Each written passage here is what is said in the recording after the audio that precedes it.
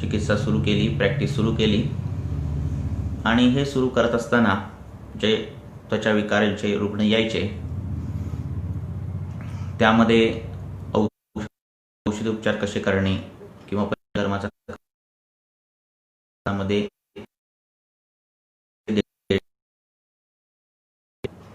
आणि कमीत कमी द्रव्यामध्ये जास्तीत जास्त आपल्याला उपचार कसा देता येईल, बरं कसं पेशंटला करता येईल, जेणेकरून कमी वेळात चांगले रिझल्ट आणि कमी औषधं अशा पद्धतीने ते विचार सुरू झाले आणि मग त्वचा विकाराचे रुग्ण त्यांची संख्या वाढली आणि देवाकृपेने यशही मिळायला लागलं.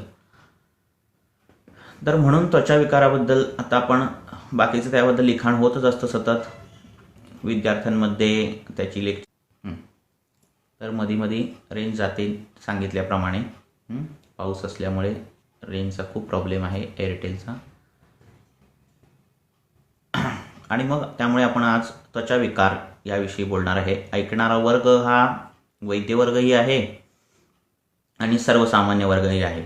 त्यामुळे सर्वसामान्यांना कळण्याच्या दृष्टीनेही मी बोलणार आहे आणि वैद्यांनाही त्या भाषेत कळावं किंवा अशा दृष्टीनेही मी बोलणार आहे.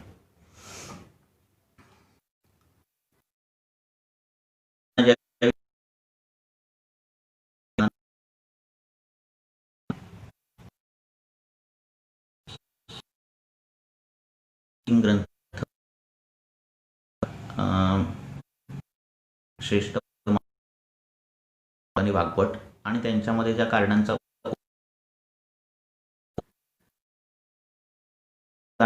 विरुद्ध अन्न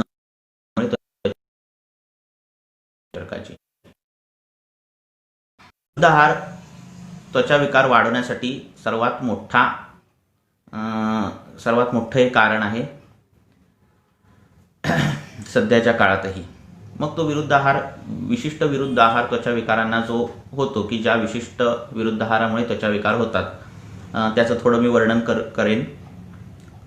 आपल्याला माहिती आहे काही गोष्टी वैद्य सतत प्रसारमाध्यमांमध्ये सांगत असतात. कुठले पदार्थ कुठल्या पदार्थांसोबत खाऊ नयेत किंवा खावेत हे प्रत्येक प्रसारमाध्यमांमध्ये आणि लेखमालेमध्ये प्रत्येक वैद्य हे सांगतच असतो. आणि तेही मी आता त्याची पुनरावृत्ती करणार आहे. आणि असे काही विरुद्ध अन्न जे त्वचा विकारच वाढवतात असेही त्यांचंही वर्णन मी करणार आहे. तर मुख्य त्वचा जी बनते आपली ती मानतो आणि रक्ताशी संबंधित, मेदाशी संबंधित, मांसाशी संबंधित ज्या काही घटना घडतात, जे काही खराब गोष्टी घडतात, ज्याने मांस खराब होतो, ज्याने रक्त खराब होतं, ज्याने रसधातू खराब होतो शरीरामधला, ते सगळे गोष्टी त्वचा विकार करण्याला कारणीभूत ठरतात. आणि अशा जर गोष्टी आपण काढल्या तर विरुद्ध आहारामध्ये मुख्य जे येतं ते मांससेवन, मांसाहार. जर मांसाहार हा चुकीच्या पद्धतीने केला गेला तर कारणीभूत ठरतो.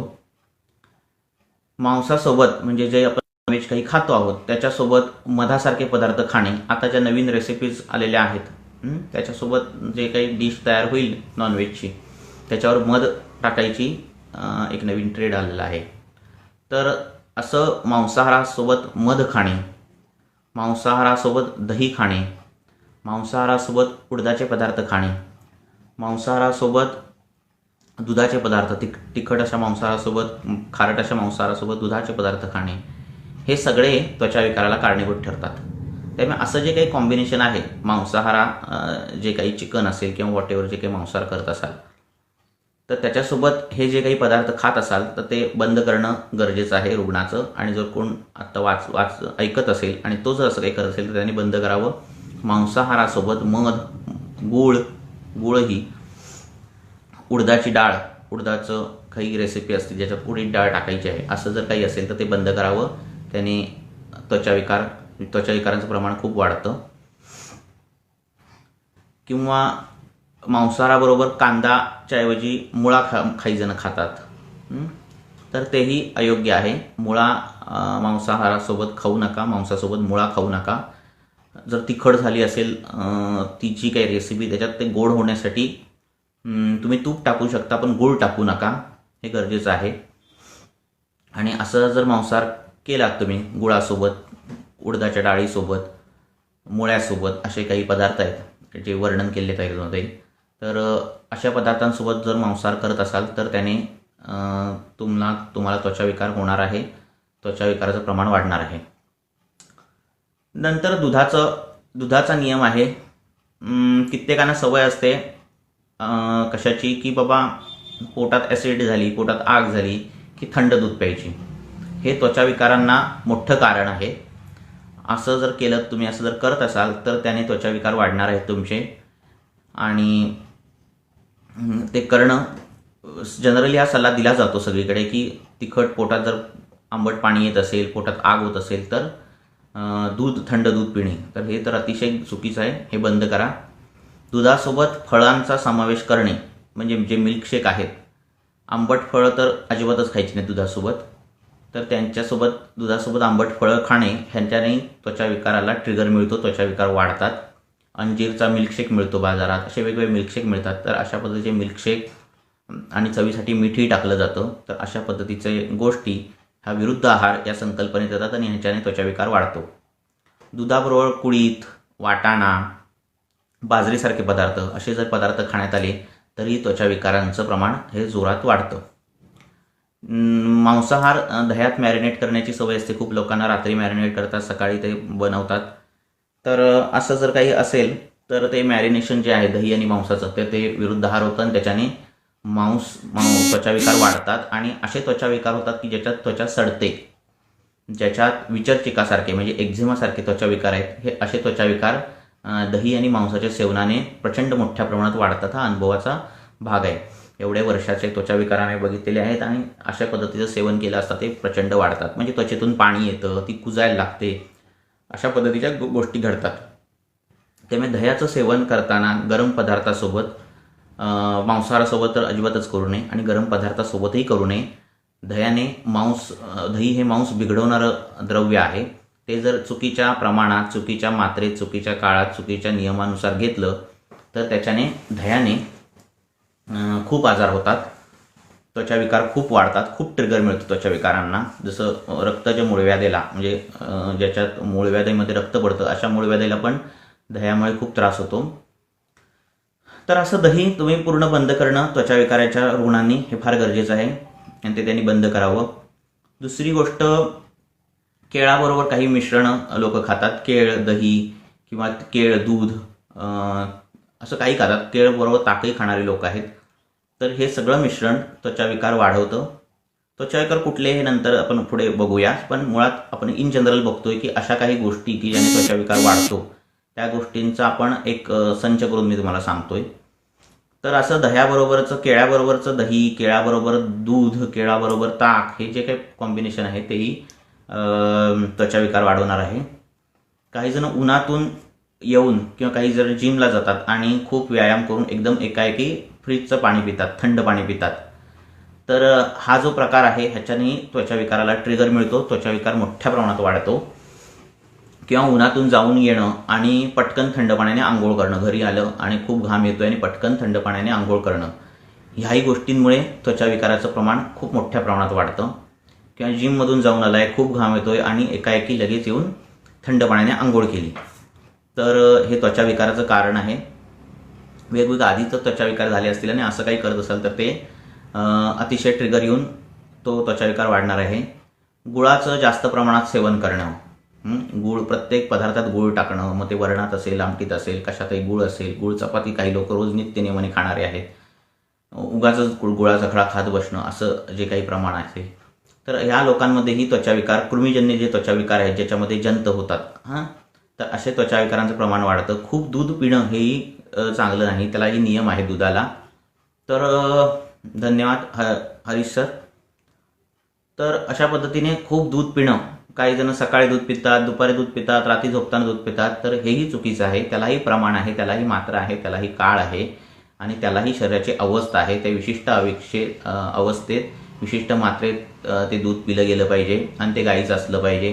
परत म्हैशीचं आलं की त्याला त्याचे नियम वेगळे पडतात. तर अशा पद्धतीने अतिप्रमाण ही करणं चांगल्या गोष्टीचं, म्हणजे दूध हे चांगलं आहे पिणं, पण त्याचाही अतिप्रमाण करणं किंवा पाणी पिण्याच्या सवयी आता वाढलेल्या आहेत. सगळ्या शाळांमध्येही खूप पाणी प्या, खूप पाणी प्या असा सल्ला दिला जातो. तर अति आंबूपान म्हणजे खूप पाणी पिणं हेही त्वचा विकाराचं कारण आहे.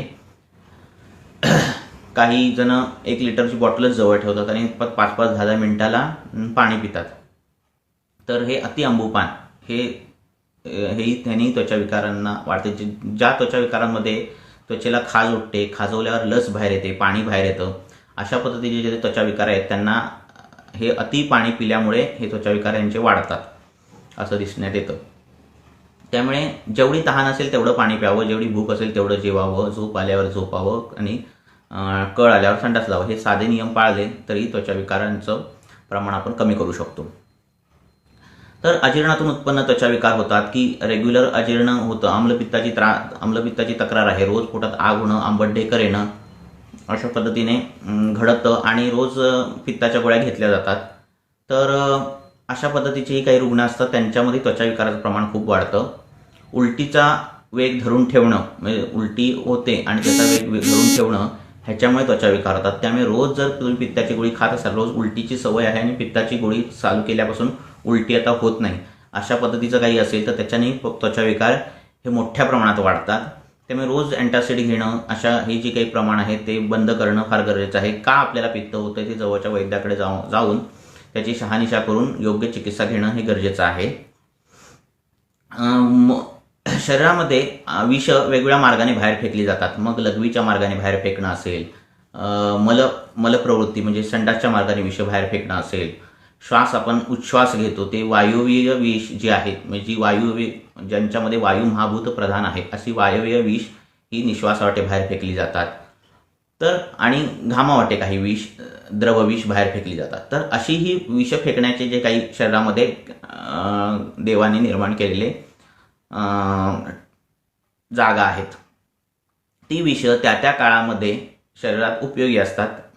ती जी मल आहेत, म्हणजे पुरुष असेल म्हणजे संडास असेल, लघवी असेल, घाम असेल, ही एका विशिष्ट काळापर्यंत शरीराला चांगली असतात. त्याच्यानंतर ती शरीरातून बाहेर पडायलाच हवीत.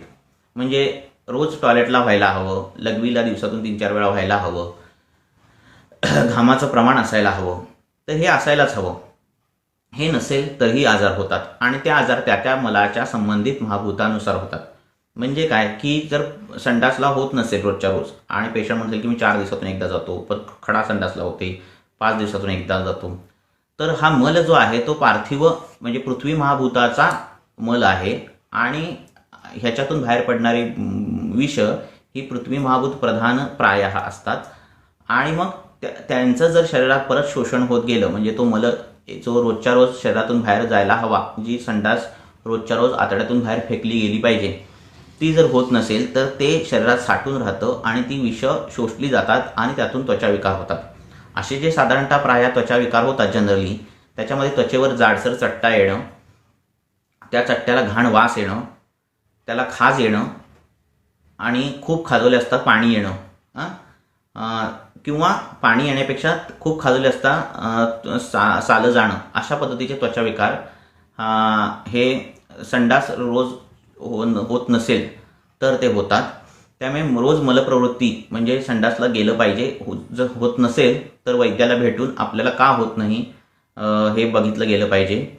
तर मळाचा म्हणजे शरीरातून बाहेर पडणाऱ्या, मी शब्द असा साधा वापरतोय कारण सर्वसामान्यांना कळावा म्हणून, तर रोजची संडास ही रोज व्हायला हवी आणि ती जर ॲब्सॉर्ब होत असेल, ती जर आतड्यात पडून राहत असेल तर ती विष शरीराला त्वचा विकार निर्माण करणार. लक्षात ठेवा, आपलं शरीर हे पूर्ण त्वचामय आहे.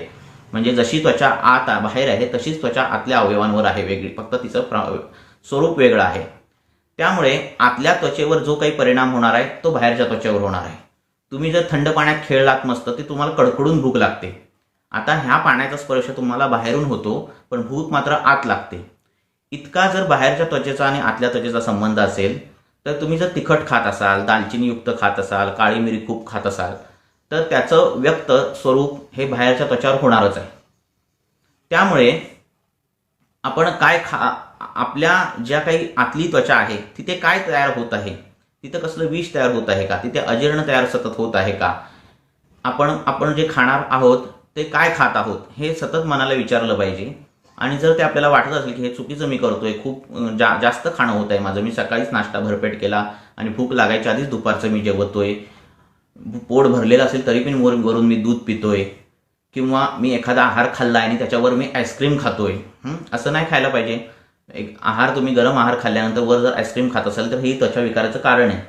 तर असं काही आपण करत असाल तर समजायचं आपल्या शरीरात खूप काही विचित्र गोष्टी तयार होणार आहेत आणि त्याचं स्वरूप, ही तुझी त्वचा बाहेरची ती एक स्क्रीनच आहे, LED स्क्रीन. तुमचं शरीरामध्ये झालेले चांगले बदल हे या LED स्क्रीनवर दिसणार आहेत, वाईट बदल हे या LED स्क्रीनवर दिसणार आहेत.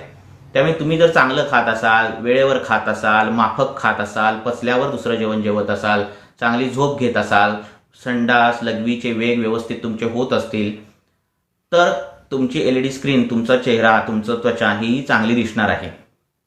त्यामुळे लक्षात ठेवा, स्किन हा फक्त वर्षाशी संबंधित आजार नाही की वर लावला एखादा मलम आणि गेला त्वचा विकार, असं नाहीये.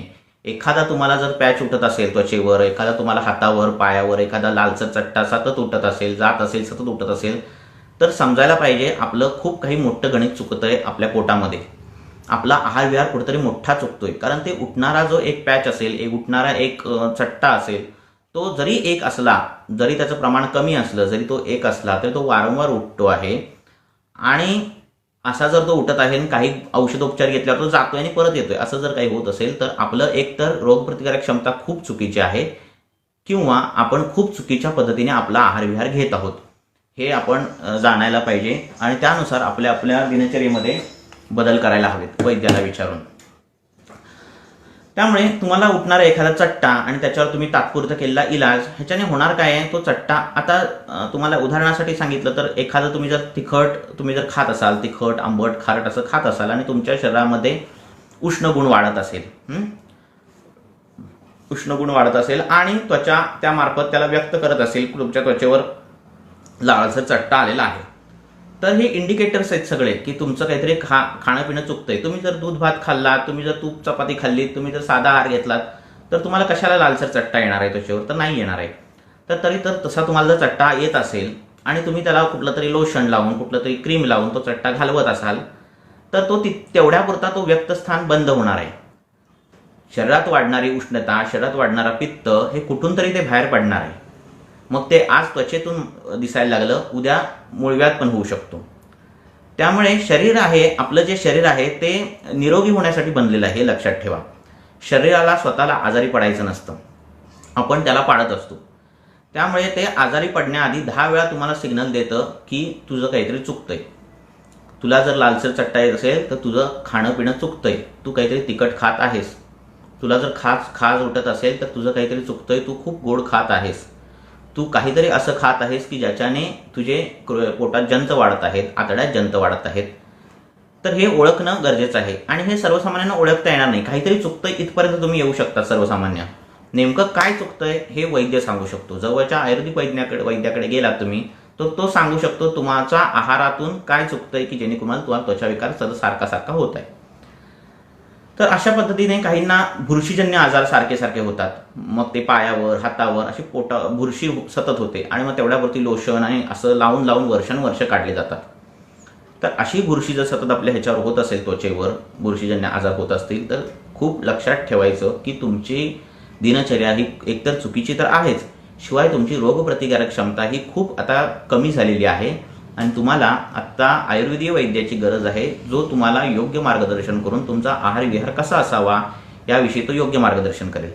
त्यामुळे जवळचा जो कोणी आयुर्वेदिक वैद्य आहे त्याच्याकडे जावं आणि सांगावं की मला हा आजार सतत होत आहे आणि मी तेवढ्यावरती उपचार चालू आहे, आणि मग तो तुम्हाला योग्य मार्गदर्शन करेल. कारण त्वचा जी आपली आहे ती मुळात तिच्यावर एक थर आहे, तिच्यावर त्वचाचे जे 3 थर आहेत मॉडर्ननुसार, तर जो वरचा जो एपिडर्मिस आहे, तर देवाने अशी यंत्रणा करून ठेवलेली आहे की वर बॅक्टेरिया बसले, फंगस बसले तर ती त्वचा त्या गोष्टीला स्वतः हँडल करेल. पण आपण खूप मोठ्या प्रमाणात साबण लावणं, खूप मोठ्या प्रमाणात स्वच्छता राखणं, खूप मोठ्या प्रमाणात त्वचा कोरडी करणं, कधीही तेल न लावणं, हां, कधी तेल न लावणं हेही त्वचा विकाराचं कारण आहे. त्यामुळे खोबरेल ते जे काही तिळाचं तेल असेल, तुम्ही जर साऊथला राहत असाल तर खोबरेल तेल असं रोज त्वचेला ते तेल लावणं हे फार गरजेचं आहे. आणि खूप साबण लावून त्वचा धुणं हे टाळलं पाहिजे, जेणेकरून स्वतःचं त्वचेचं जी काही रोगप्रतिकारक क्षमता आहे ती चांगली राहील आणि तुमच्या त्वचेवर सततची बुरशी, सततची त्वचा विकार, लाल चट्टे हे सगळं पडायचं बंद होईल. तर हे फार महत्त्वाचं आहे. नंतर तुम्हाला मी जसं सांगितलं की मलप्रवृत्ती म्हणजे संडास रोजच्या रोज होत नसेल तर जशी त्वचा विकार होतात, तसंच लघवीचं वेग धरून ठेवणं, म्हणजे काहींचं ऑफिसेस असतात आणि त्यावेळी त्यांना बाथरूमला जाता येत नाही, तर बाथरूमला जाता येत नाही आणि त्यामुळे ते तासन तास 5-5 तास ती लघवी धरून ठेवतात. आता ज्या वेगाला, ज्या शरीरातील मलाला योग्य काळात शरीराच्या बाहेर जायला हवं, तो शरीरात जर साठून राहत असेल तर शरीर परत त्याला रिअब्सॉर्ब करायला लागतं, शोषून घ्यायला लागतात आणि ती विषय परत शरीरावर दिसायला लागतात. अशा लोकांना त्वचा विकार उठतात आणि त्याच्यातून खाज उठल्यावर पाणी यायला लागतं. साधं गणित आहे, शरीर त्याच्यातला जल अंश, जलीय विष हे मूत्रमार्गातून फेकणार. तिथून जर त्याला जमत नसेल तर दुसरा मार्ग म्हणजे स्वेद आहे, म्हणजे घाम आहे, तर ते घामातून फेकणार आणि मग घामातून ती विष बाहेर पडायला लागली तर ती त्वचेवर येतात आणि त्वचेवर तो त्वचाविकार वाढायला लागतो.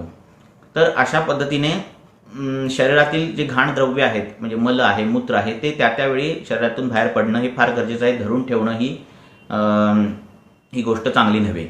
काही जण कंटिन्युअस एसीमध्ये काम करतात आणि दिवसभर एसीमध्ये काम करतात, घरी गेल्यावरही एसीमध्ये काम झोपणं असेल किंवा पूर्ण कंटिन्युअस एसी असेल, तर अशामध्ये त्यांना घाम येणं हे बंद होऊन जातं, घामच येत नाही. आणि जे घामावाटे काही विष, प्रत्येक विषांना काम दिलंय, तू बाबा लघवीच्या वाटे जा, तू मला वाटे जा, तू घामा वाटे जा, असं शरीराने काम दिलेलं आहे.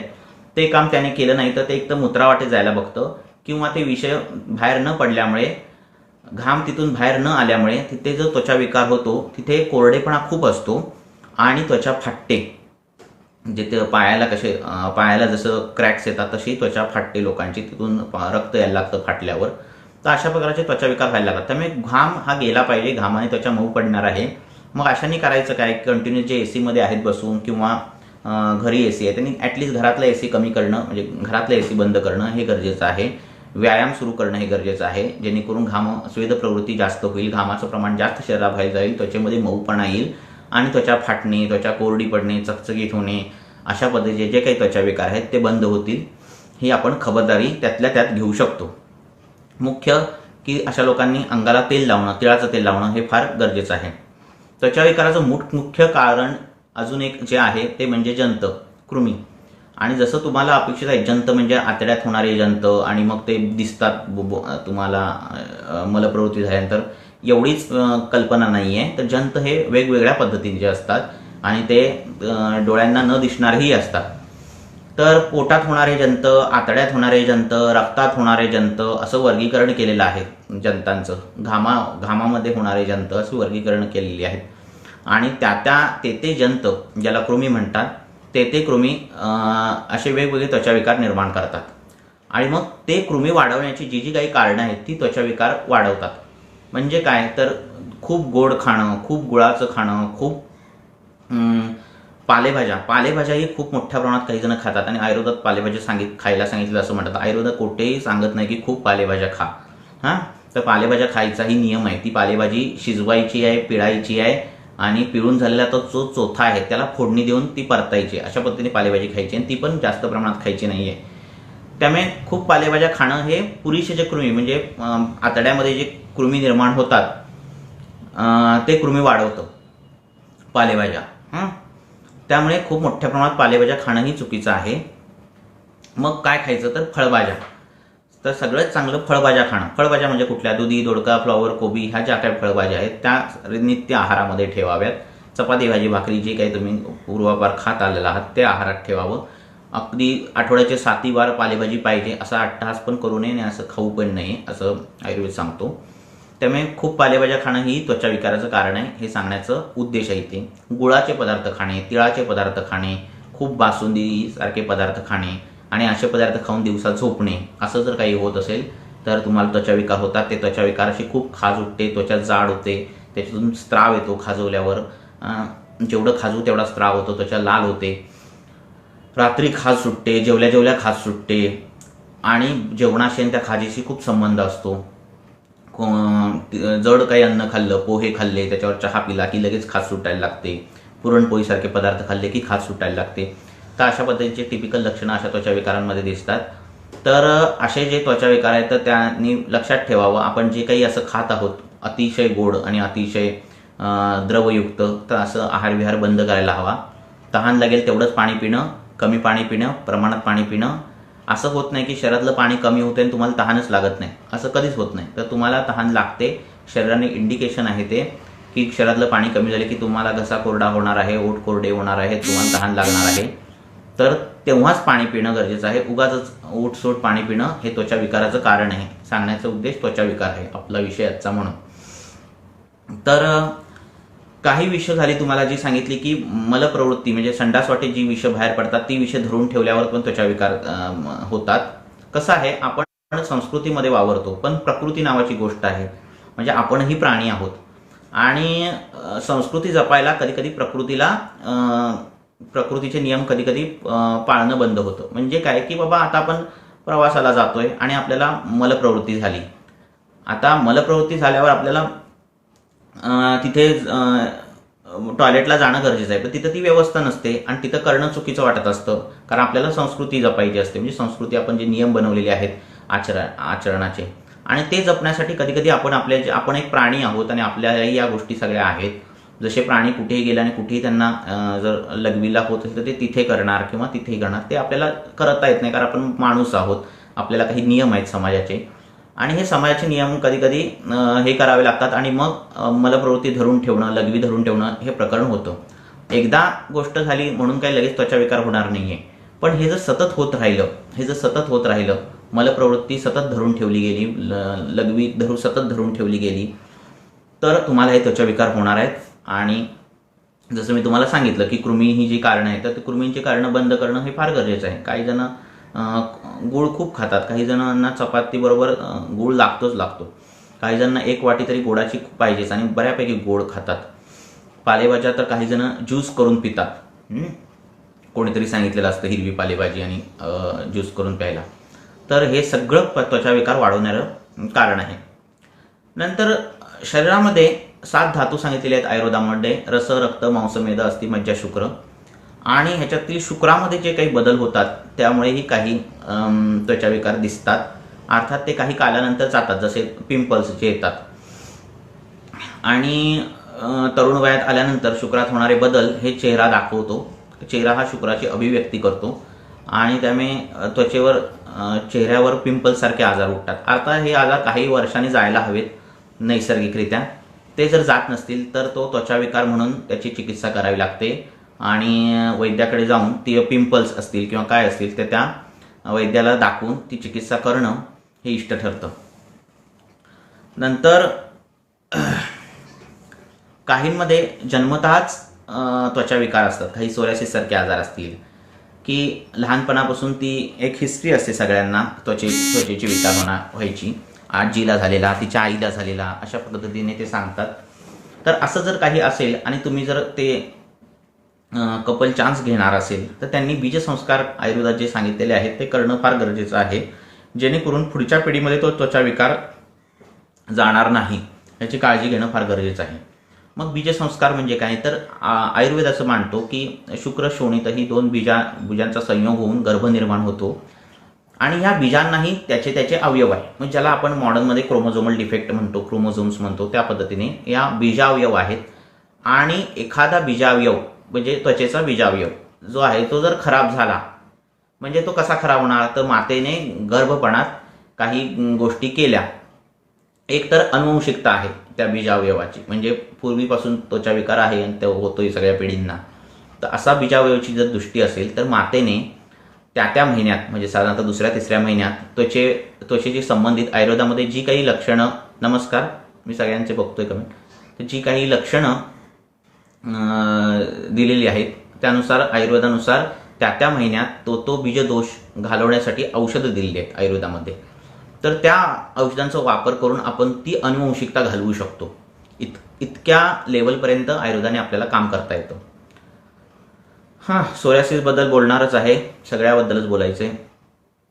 तर अशी बीजदृष्टी म्हणजे आता असं आहे की मांसापासून जर त्वचा होत असेल आणि जर ती गर्भिणी मांस खराब करणारं आहार विहार घेत असेल, म्हणजे मांस खराब करणारा आहार विहार म्हणजे काय की कोरडं मांस खात असेल, शिळं मांस खात असेल, मांसाबरोबर दही खात असेल, दुपारी झोपत असेल, मांसामध्ये मी ज्या सांगितले ते पदार्थ मिक्स करून खाणं, मधाबरोबर मध खाणं त्याच्यासोबत, किंवा दूध दही अशा पदार्थ त्याच्यासोबत खाणं, मांसाहार करून झोपणं, अशा पद्धतीचं काही करत असेल तर ती मांसदुष्टीकर आहार विहार झाला. आणि असा आहार जर करत असेल तर त्या गर्भामध्ये त्वचा विकाराचं प्रमाण दिसतं. किंवा विशिष्ट औषधं ती गर्भपणात खात असतील, जी त्वचेवर काम करतायत तिच्या, आणि ती खात असतील तर ज्यांच्या औषधांचे साईड इफेक्ट स्किन डिसीज आहेत असे काही खात असतील तर त्या औषधांनीही त्या बाळाला त्वचाविकार होण्याचे चान्सेस होतात. आणि असे जन्मतः झालेले त्वचाविकार बरे करायला खूप कठीण जातं. त्यामुळे ज्यांना कोणाला अनुवंशिकता आहे अशा त्वचाविकारांची, सोरियासिस सारखे त्वचाविकार असतील, आता झालंय कसं त्वचाविकार म्हणजे सोरियासिस आणि नाईट आहे, दोनच त्वचाविकार जास्त पाहायला मिळतात सध्याच्या काळात. तर त्वचाविकारावर बोलायचं म्हटलं की सोरियासिसवर बोलायलाच पाहिजे, अशा पद्धतीचं ते हे झालेलं आहे. तर असे अनुवंशिक त्वचाविकार घालवता येतात जर तिने गर्भपणामध्ये, म्हणजे ज्यावेळी बाळ 2 महिन्याचं असतं, 1 महिन्याचं असतं, त्यावेळी विविक्षित काही वेगळी औषधं घेऊन ती अनुवंशिकता आपल्याला पूर्णपणे टाळता येते. तसेच बाकीच्याही व्याधींमध्ये ती अनुवंशिकता म्हणजे मूळव्याधीची अनुवंशिकता असेल, सोरियासिसची अनुवंशिकता असेल, आणि कुठलीही अशी व्याधी असली ज्याची अनुवंशिकता असेल, तीही अनुवंशिकता त्यांनी चान्स घ्यायच्या आधी जर त्यांनी शरीर शोधन केलं, म्हणजे पंचकर्म करून घेतली, वमन विरेचन करून घेतली आणि चान्स घेतला आणि गर्भपणामध्ये काही औषधं घेतली तर ती अनुवंशिकता पूर्णपणे घालवता येते. त्वचाविकार जो आहे तो संसर्गजन्य काही त्वचाविकार आहेत. म्हणजे खरूज सारखे त्वचाविकार तर पूर्वी बघत असतील तर शाळांमध्ये मुलांना एकाला खरूज झाली तर पूर्ण शाळेतल्या मुलांना खरूज व्हायची. आता शुद्धतेच्या सवयी बदलल्या, चांगल्या झाल्या, त्यामुळे आता हे आजार शक्यतो बघायला मिळत नाही. पूर्वी गावातल्या शाळांमध्ये बघायला मिळायचं, एकाला उवालिखा झाल्या, कोंडा झाला तर सगळ्या शाळेला वर्गाला कोंडा व्हायचा किंवा खरूज व्हायची. तर आता हे बघायला मिळत नाही. तर त्वचाविकार आणि नेत्रविकार हे सगळ्यात फास्ट पसरणारे असे संसर्गजन्य आजार आहेत. तर एक लक्षात ठेवा, आपल्याला त्वचा ही आपल्या आरोग्याचं म्हणजे पोटातील अवयवांचं एक इंडिकेटर आहे. म्हणजे तुम्हाला मग अशी सांगितलं कळण्यासाठी की एक स्क्रीन आहे ती तुमची, आणि शरीरात घडणाऱ्या चुकीच्या घडामोडी, तुम्ही चुकीचं खाणं पिणं हे त्या त्वचेवर दिसणार आहे आणि देवाने त्याची सोय करून दिलेली आहे. त्यामुळे त्या पद्धतीने तुम्ही खाणं पिणं तुमचं बदलायला हवं. आता ह्याच्यानंतर आयुर्वेदामध्ये जी काही अजून कारणं सांगितलेली आहेत त्याच्यामध्ये काही वेगळी कारणं आहेत आणि ज्याचं कार्यकारण भाव काहींना पटणारही नाही, पण आयुर्वेद त्याला ते मानतो. तर ह्याच्यामध्ये साधू संतांची निंदा करणं असं एक कारण आहे.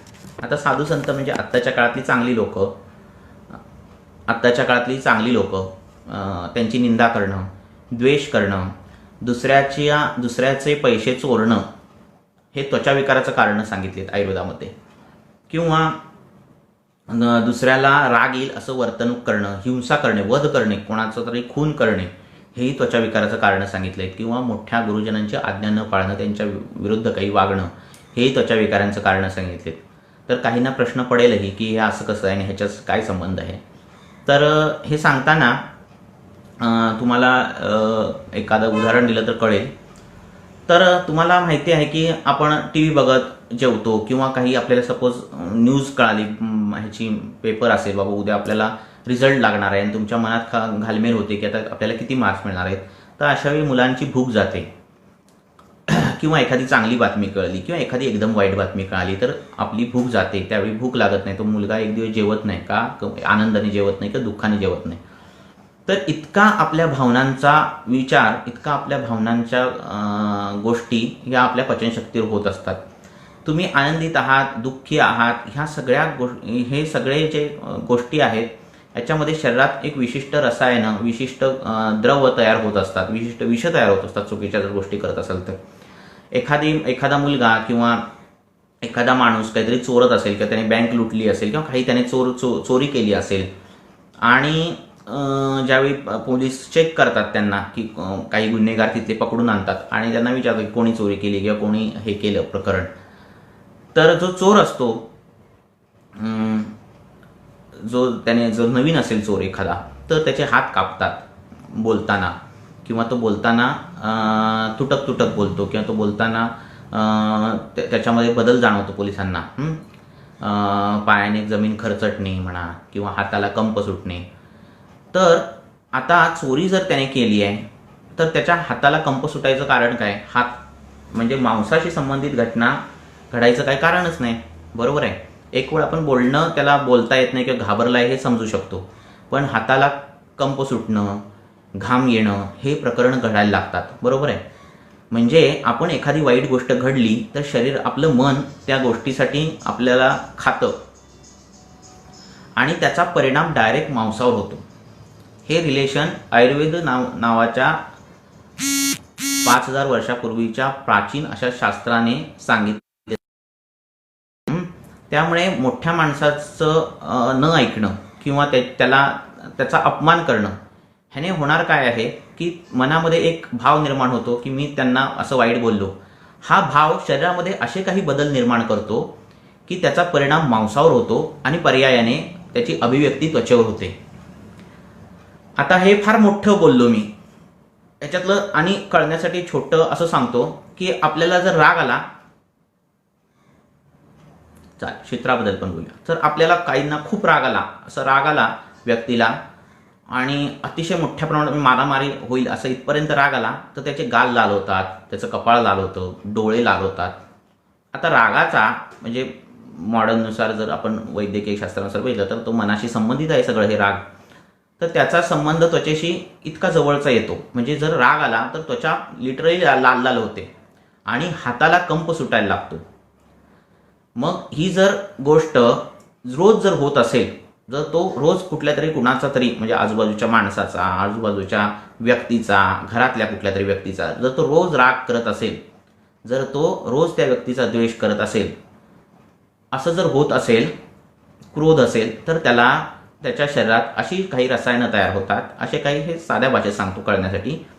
जर एकदा खूप राग आला असेल, तर गाल एवढा लाल होत असेल, तर मग जर रोज एका व्यक्तीचा द्वेष करत असेल, राग करत असेल, तर त्याच्या शरीरात अशी रसायनं का नाही होणार?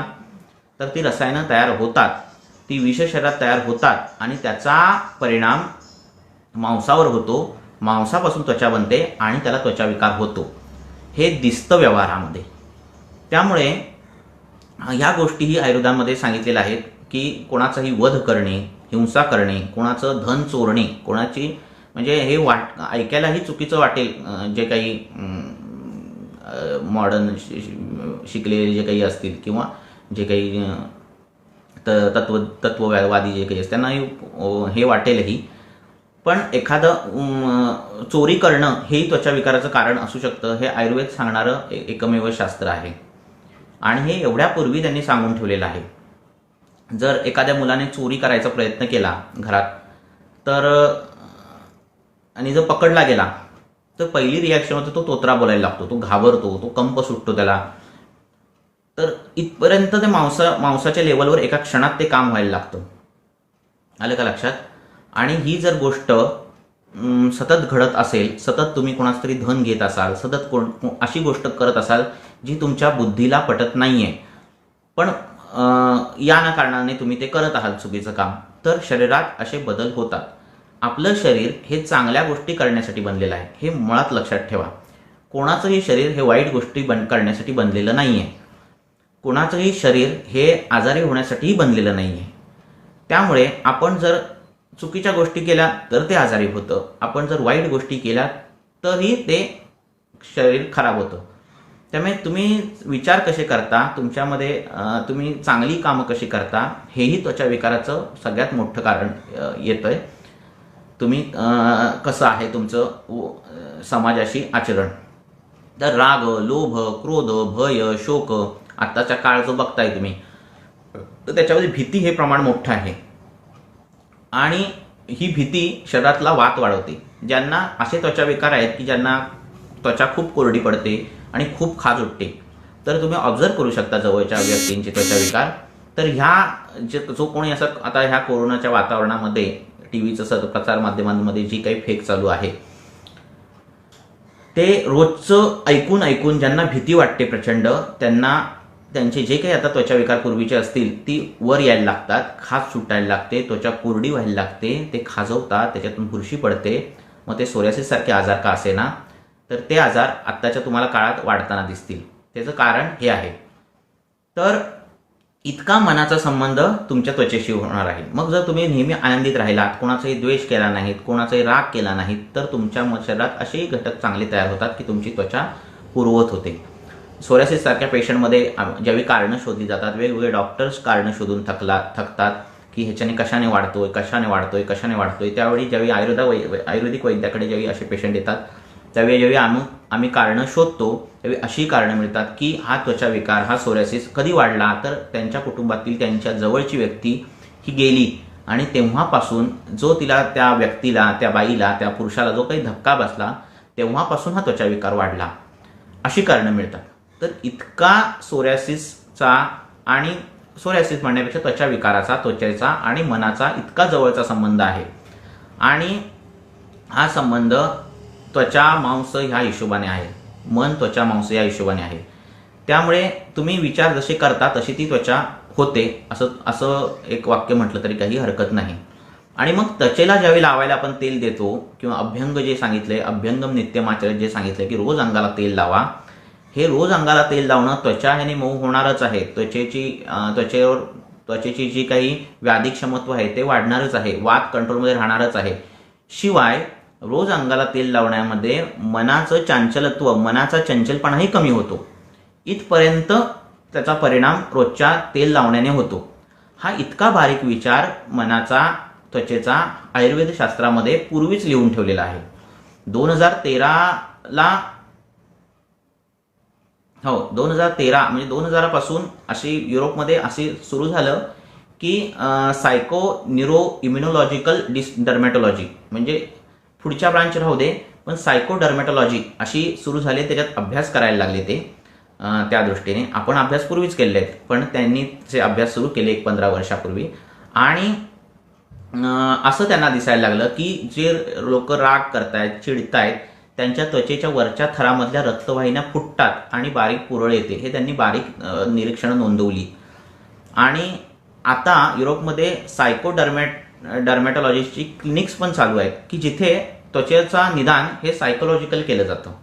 आणि हे फार महत्त्वाचं आहे, जे आयुर्वेद शास्त्रामध्ये इतक्या प्राचीन पूर्वीच लिहिले. आता आधी जर कोणी सांगितलं असतं की दुसऱ्याचे पैसे चोरणं हे त्वचा विकाराचं कारण आहे, तर वेड्यात काढेल कोणी ह्या कारणाला. आणि जर त्याची अशी पॅथोफिजिओलॉजी जर सांगितली तर त्यांना पटेल.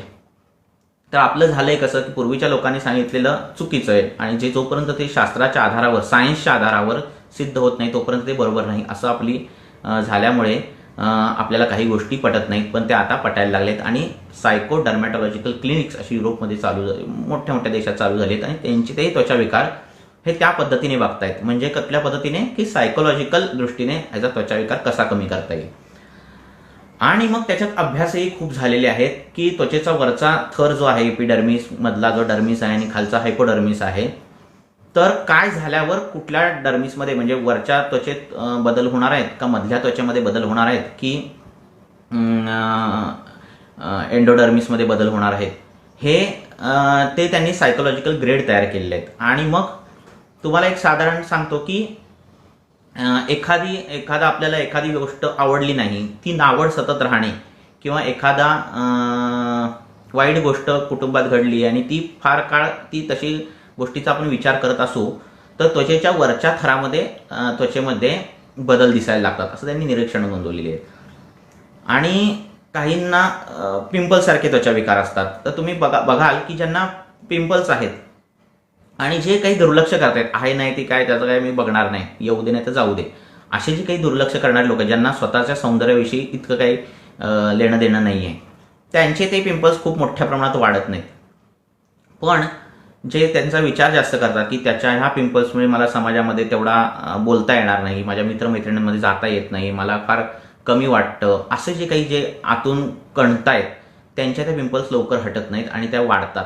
इवन ह्याच्यापेक्षा पुढचं म्हणण्याचं असं कारण आहे की ज्यांना तो स्वतःचा चेहरा बघून घृणा निर्माण होते की काय माझा हा चेहरा असा झालाय तारुण्य पिटिकांनी म्हणजे पिंपल्सनी, आणि इतका चेहरा घेऊन मी आता कधी जगू पण शकत नाही, तर अशांमध्ये त्या पिंपल्स नोड्यूल स्वरूपात फॉर्म होतात. म्हणजे जी काही ॲक्नेची पुढची स्टेज आहे ॲक्ने व्हल्गॅरिस, तर ती व्हल्गॅरिसमध्ये ती स्टेज जाते. तर इतक्या मोठ्या प्रमाणात तुमचं मन आणि त्वचा ही रिॲक्ट होत असते, त्वचा ही रिॲक्ट होत असते. त्यामुळे त्वचा विकार बघताना एखादा जर कोड असेल, पांढरा डाग असेल, तर त्याला काही तसा काही दुखत नसतं किंवा काही वाढत नसतं. पण ज्यावेळी त्याला त्याची फिलिंग यायला लागते की मला हा पांढरा डाग आहे आणि आता मला समाजात बसता येणार नाही, तो डाग कोणाला पटकन दिसेल बसल्या बसल्या, आणि अशी जर काही सतत ती ही लागायला लागली तर त्वचाविकार हा ट्रिगर मिळतो त्वचाविकाराला आणि तो वाढतो असं व्यवहारात दिसतं. त्यामुळे त्वचाविकार चिकित्सकाला ट्रीट करताना, बरं करताना त्याला नुसत्या शारीरिक लेवलवर न करता मानसिक लेवलवरही करावं लागतं ट्रीट, हे महत्त्वाचं आहे. खाण्यापिण्याच्या सवयी ह्या त्वचाविकाराला ट्रिगर मिळतातच.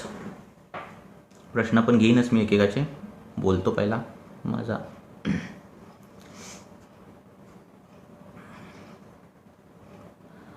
तर तुम्हाला मी सांगितलं की सततचे त्वचाविकार होणं ही तुमची रोगप्रतिकारक क्षमता कमी असण्याचं द्योतक आहे. सतत बुरशीचे इन्फेक्शन होणं, आणि म्हणून ती जी क्लिनिक सुरू झाली ती सायकोडर्मॅटॉलॉजी तर आहेच, पण सायको, न्यूरो, इम्युनो हे तिन्ही गोष्टी घेऊन डर्मॅटॉलॉजी असे अभ्यास सुरू आहेत लोकांचे. आणि हे आत्ता कळतंय काही म्हणजे शास्त्रांना, पण हे आयुर्वेदाने फार फार पूर्वी लिहून ठेवलेलं आहे आणि स्पेसिफिक लिहून ठेवलेलं आहे. म्हणजे स्पेसिफिक म्हणजे काय की साधूंची, समाजातील चांगल्या माणसांची निंदा करणे, द्वेष करणे आणि वध करणे हे त्वचाविकाराचं कारण आहे. किती स्पेसिफिक मानसिक कारणे लिहून ठेवलेली आहेत. एखाद्याचा आपण वध करतो त्यावेळी तो माणूस काय एकदम शांत बसत नाही, जो ज्याने त्याचा मर्डर केलेला आहे असा. तर त्याच्यामध्येही शरीरामध्ये खूप बदल व्हायला लागतात आणि ते बदल त्वचाविकाराला कारणीभूत ठरतात. महत्त्वाचं हे आहे की ते बदल त्याच्या त्वचाविकाराला कारणीभूत ठरतात. त्यामुळे ह्या गोष्टीही वैद्याने, डॉक्टरांनी आपण विचारणं गेलं पाहिजे की तुमचा त्वचाविकार कधी वाढतो. काहींचं तर जाणवतं सोरियासिसचं की राग आला, चीड आली की त्यावेळी त्याला खास खूप उठायला लागते आणि तो ट्रिगर खूप मिळतो त्याला आणि त्याचा त्वचाविकार वाढतो, अशा पद्धतीचं. पुढे त्वचाविकारांमध्ये वेगवेगळी आपण जेव्हा लक्षणं बघतो, कारणं तर मी बऱ्यापैकी कव्हर केली. अन्नाचीच कारणं सध्या जास्त बघायला मिळतात. म्हणजे 2 वेळेला खायचं असतं ते 4 वेळेला खातात लोक, अशा पद्धतीचं आत्ताचं सध्याची दिनचर्या आहे लोकांची. सकाळचा नाश्ता उठल्या उठल्या करणं, आंघोळीच्या आधी चहा पिणं. चहा हे सगळ्यात मोठं कारण हे आत्ताच्या याच्यामध्ये आहे की जो उष्ण आहे. वात प्रकृतीच्या लोकांना तो चहा सूट होतो, ते उष्ण आहे. परंतु कफ प्रकृती, पित्त प्रकृतीच्या अशा लोकांना चहा, असे कोणाचे त्वचाविकार आहेत जे कफापासून उत्पन्न झाले, पित्तापासून उत्पन्न झालेत, त्याला तो चहाने ते त्वचाविकार जोरात मोठ्या प्रमाणात वाढतात. तर तेही एक कारण आहे. सतत ते पिणं आणि 5-5, 6-6 वेळा पितात काही जण, तेही चुकीचं आहे. आणि खाणं, तुम्ही लक्षात ठेवा, तुमचं रात्रीचं जेवण हे लवकर जर व्हायला लागलं किंवा जर तुम्ही रात्री जेवण जरी बंद केलं तर ज्या त्वचाविकारांमध्ये खाज आहे, ज्याच्यातून पाणी येतंय, कुजते त्वचा, अशा प्रकारचे जे त्वचाविकार आहे ते त्वचाविकार हे 50-60% त्यांना उपशय मिळायला लागतो केवळ रात्रीचं जेवण बंद ठेवल्याने. इतका जेवणाचा आणि त्या त्वचाविकाराचा संबंध असतं. कारण जेवण आपण जेवत असतो ते आधीचं कधी कधी पचत नसतं, त्याच्यावर दुसरं पडत असतं आणि थोड्या थोड्या प्रमाणात, ज्याला आयुर्वेदामध्ये आम म्हणतात, तो आम संचिती ही थोड्या थोड्या प्रमाणात होत असते. ही जाणवत नाही जोपर्यंत आपल्याला त्वचाविकार होत नाही. गुरुता शरीरात आलेली असते, उलटीसारखं मध्ये अजून वाटत असतं, पण आपण त्या गोष्टींकडे तेवढं लक्ष देत नाही. आणि तो जो आम आहे तो सगळ्या धातूंमध्ये एक एक एक एक एक एक जात मांसगत जातो, रसगत जातो आणि तो त्वचाविकार निर्माण करत असतो. तर त्यासाठी लंघन सांगितलंय, आठवड्यातून एकदा उपवास करणं. उपवास म्हणजे काय की एक दिवस पूर्ण जेवण न करण्यापेक्षा, शरीराला तुमच्या जेवणाची सवय आहे, अगदीच तुम्ही जेवण नाही करत आहात असं करू नका. जर असं करायचं असेल तर तुम्ही बाहेर कुठे जायला गेलं नाही पाहिजे, जॉबला गेलं नाही पाहिजे आणि घरात झोपून राहिलं पाहिजे आणि अजिबात जेवायचं नाही. असं असेल तर ठीक आहे. जर तुम्ही जॉबला जात असाल, कामाला जात असाल, तर तुम्ही सकाळचा नाश्ता करा, दुपारचं जेवण करा, रात्रीचं जेवण बंद करून टाका. असं जर करत असा केलं तरीही तुमचे त्वचाविकार बऱ्यापैकी कमी होतात. शरीरातली विष, शरीरातला आम शरीर व्यवस्थित पचन करतो. अर्थात हे सगळं करताना वैद्याचा सल्ला घ्या. मी सांगताना एक तुम्हाला फक्त विचार सांगत आहे त्यामुळे जवळच्या वैद्याकडून जाऊन कन्सल्ट करणं हे गरजेचं आहे.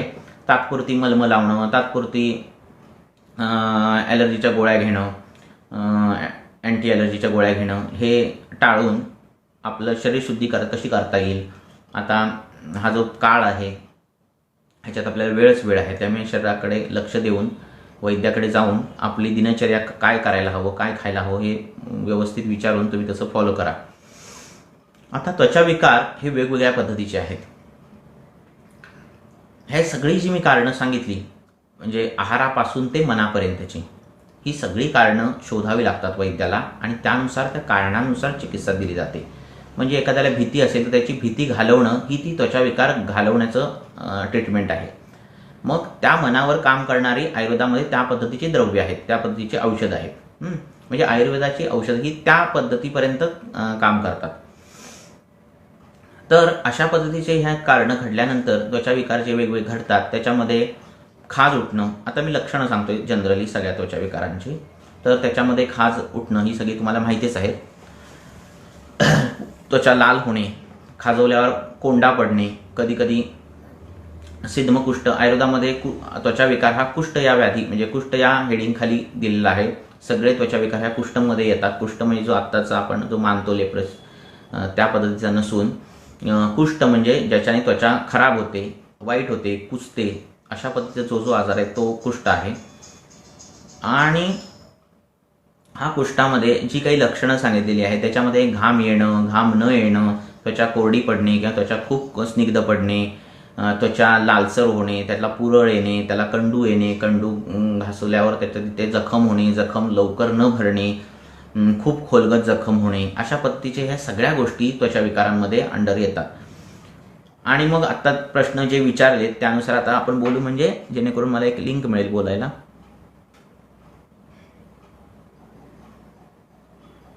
एक प्रश्न बघतो आधी कोणी विचारले असतील तर. सोरायसिस सारखा आजार. तर आयुर्वेदानुसार हे जे काही नामकरण केलेले आजार आहेत आधुनिक वैद्यकशास्त्राने, आयुर्वेदाची नामकरण आणि आयुर्वेदाची निदान पद्धती पूर्ण वेगळी आहे.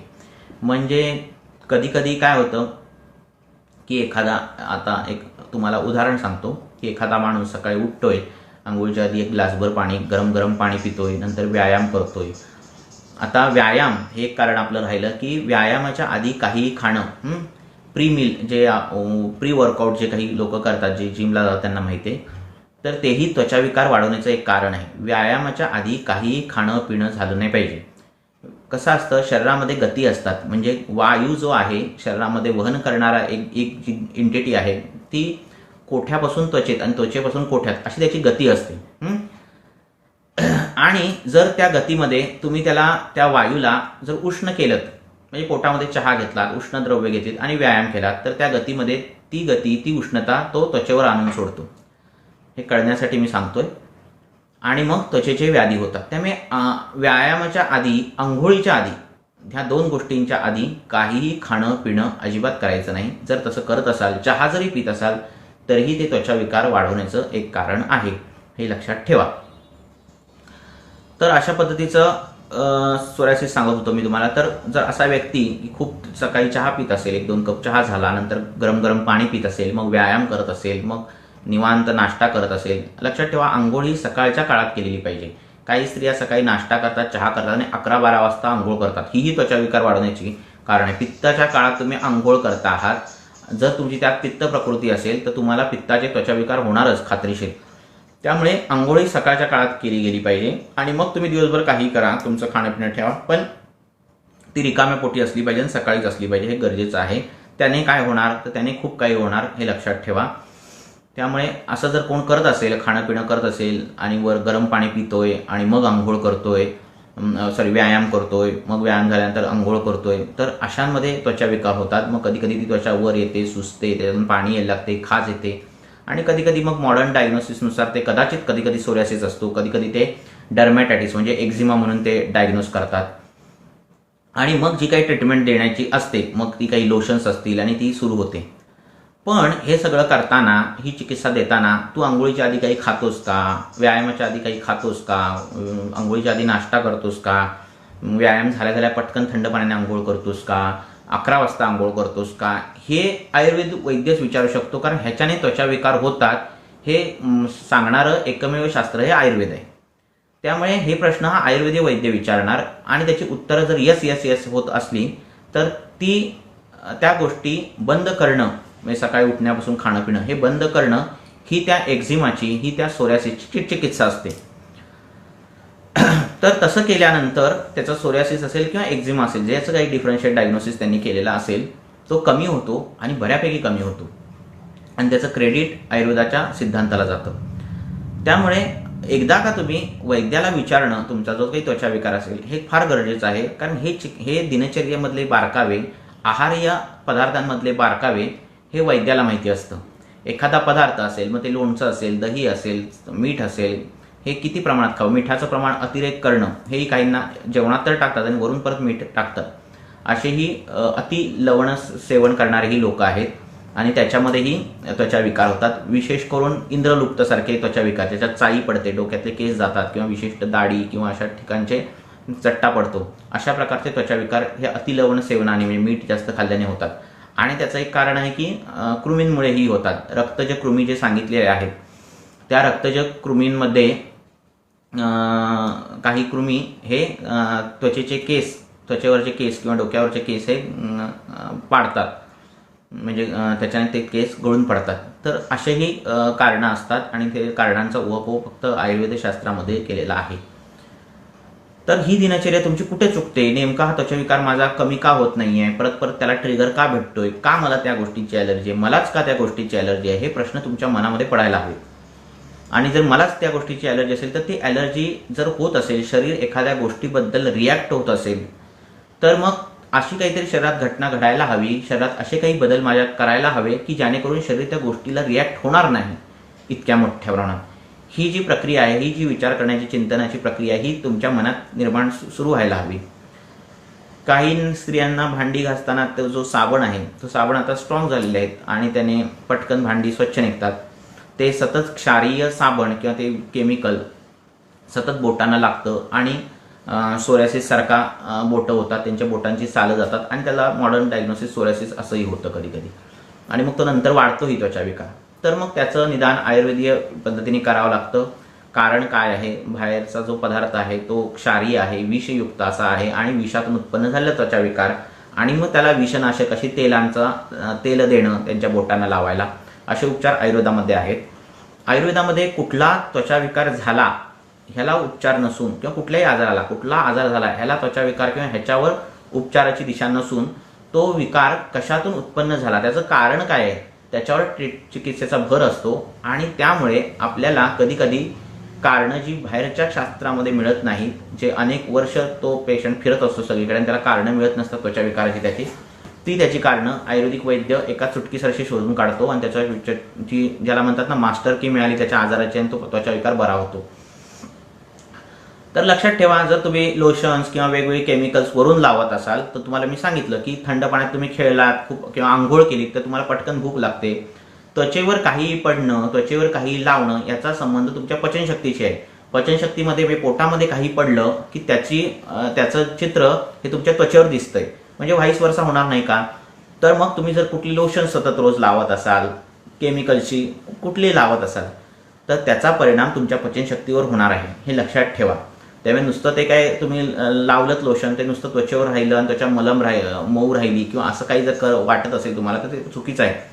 त्याचा परिणाम तुमच्या पचनशक्तीवर होणार, वेळ लागेल, लगेच काय होणार नाही पण तो होणार. ते शरीरात शोषून घेतलं जातं आणि त्याचा संबंध तुमच्या पचनशक्तीशी आहे. तर अशा पद्धतीने त्वचा विकार आयुर्वेदीय पद्धतीने ते बघितले जातात. आयुर्वेद पद्धतीने त्याची एक धाटणी आहे आयुर्वेदाची, ती 3 दोषांवर त्वचा विकाराचं क्लासिफिकेशन केलं जातं.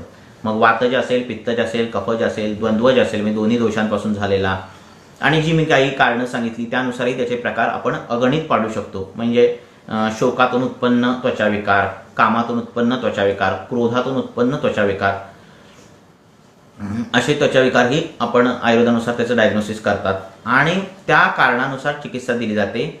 आणि वात, पित्त, कफ ह्या 3 दोषांवर त्याची लक्षणांमध्ये व्हेरिएशन येतं.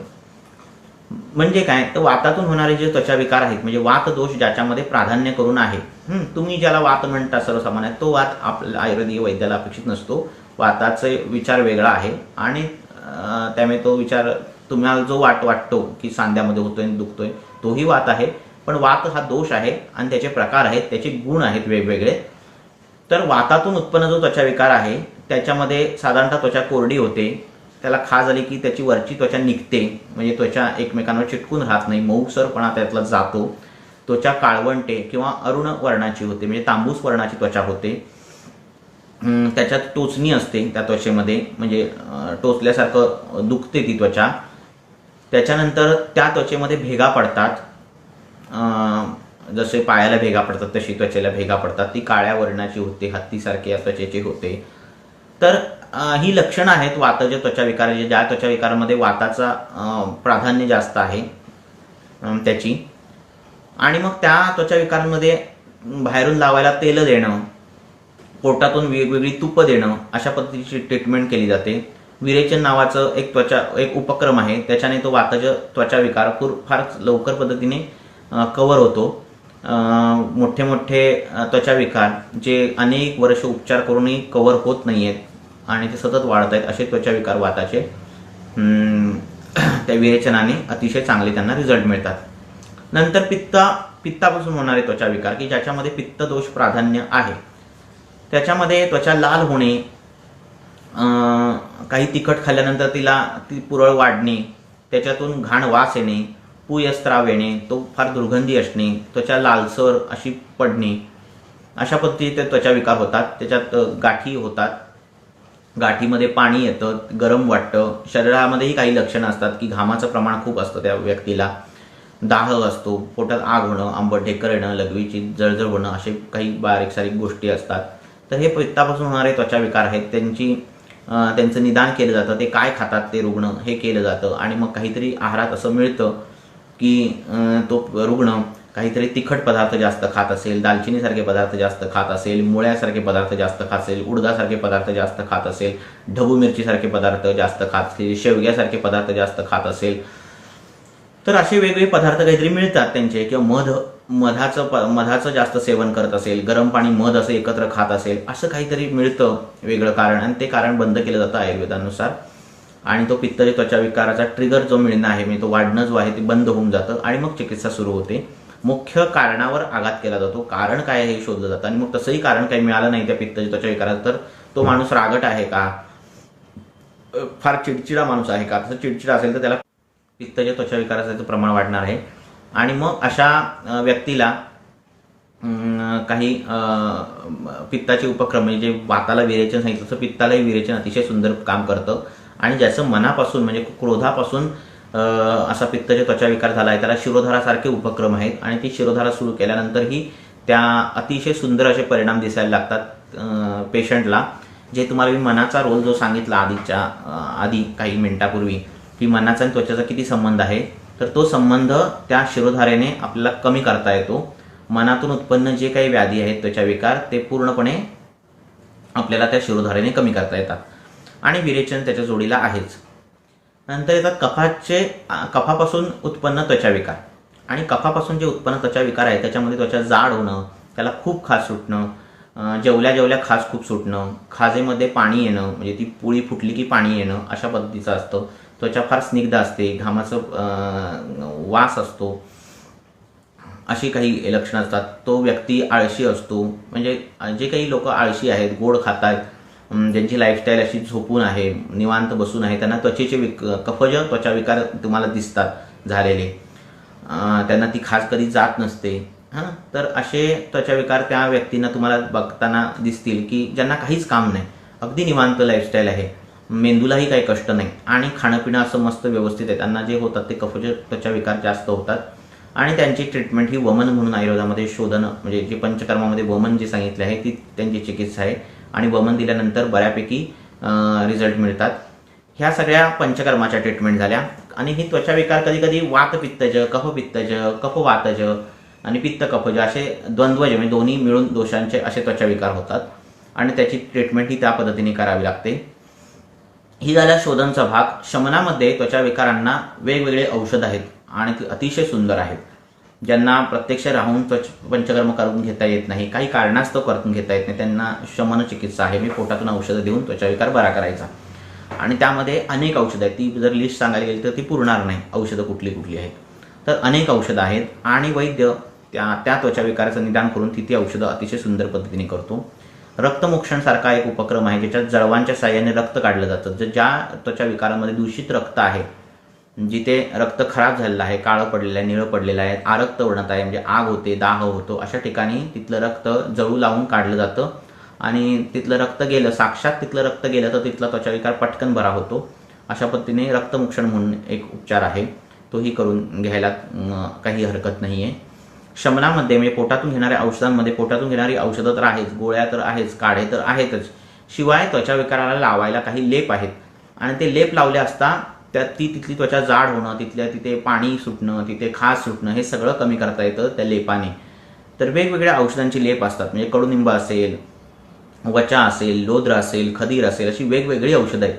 आणि ते लेप असे दिले की त्वचाविकार फार लवकर प्रमाणात कमी होतात. आयुर्वेदामध्ये सुंदर सुंदर पद्धतीची तेलं आहेत, त्यांचा वापर केल्यावर चिकित्सा मी डिटेल असं मला सांगता येणार नाही, कारण तो त्वचाविकार काय आहे, केस काय आहे, त्यानुसार ती एक्झॅक्ट औषधं काय वापरणार हे आपल्याला सांगावं लागतं. त्यामुळे मी विशिष्ट कल्प सांगत नाही, कारण एखादा कल्प सांगितला की रुग्ण काय करतो, तो कल्प बाजारातून आणतो आणि सुरू करतो स्वतःला घ्यायला. आणि असं सुरू केला तर ते चुकीचं असतं. सांगणाऱ्याचं पण चुकीचं असतं आणि घेणाऱ्यांचं पण चुकीचं असतं.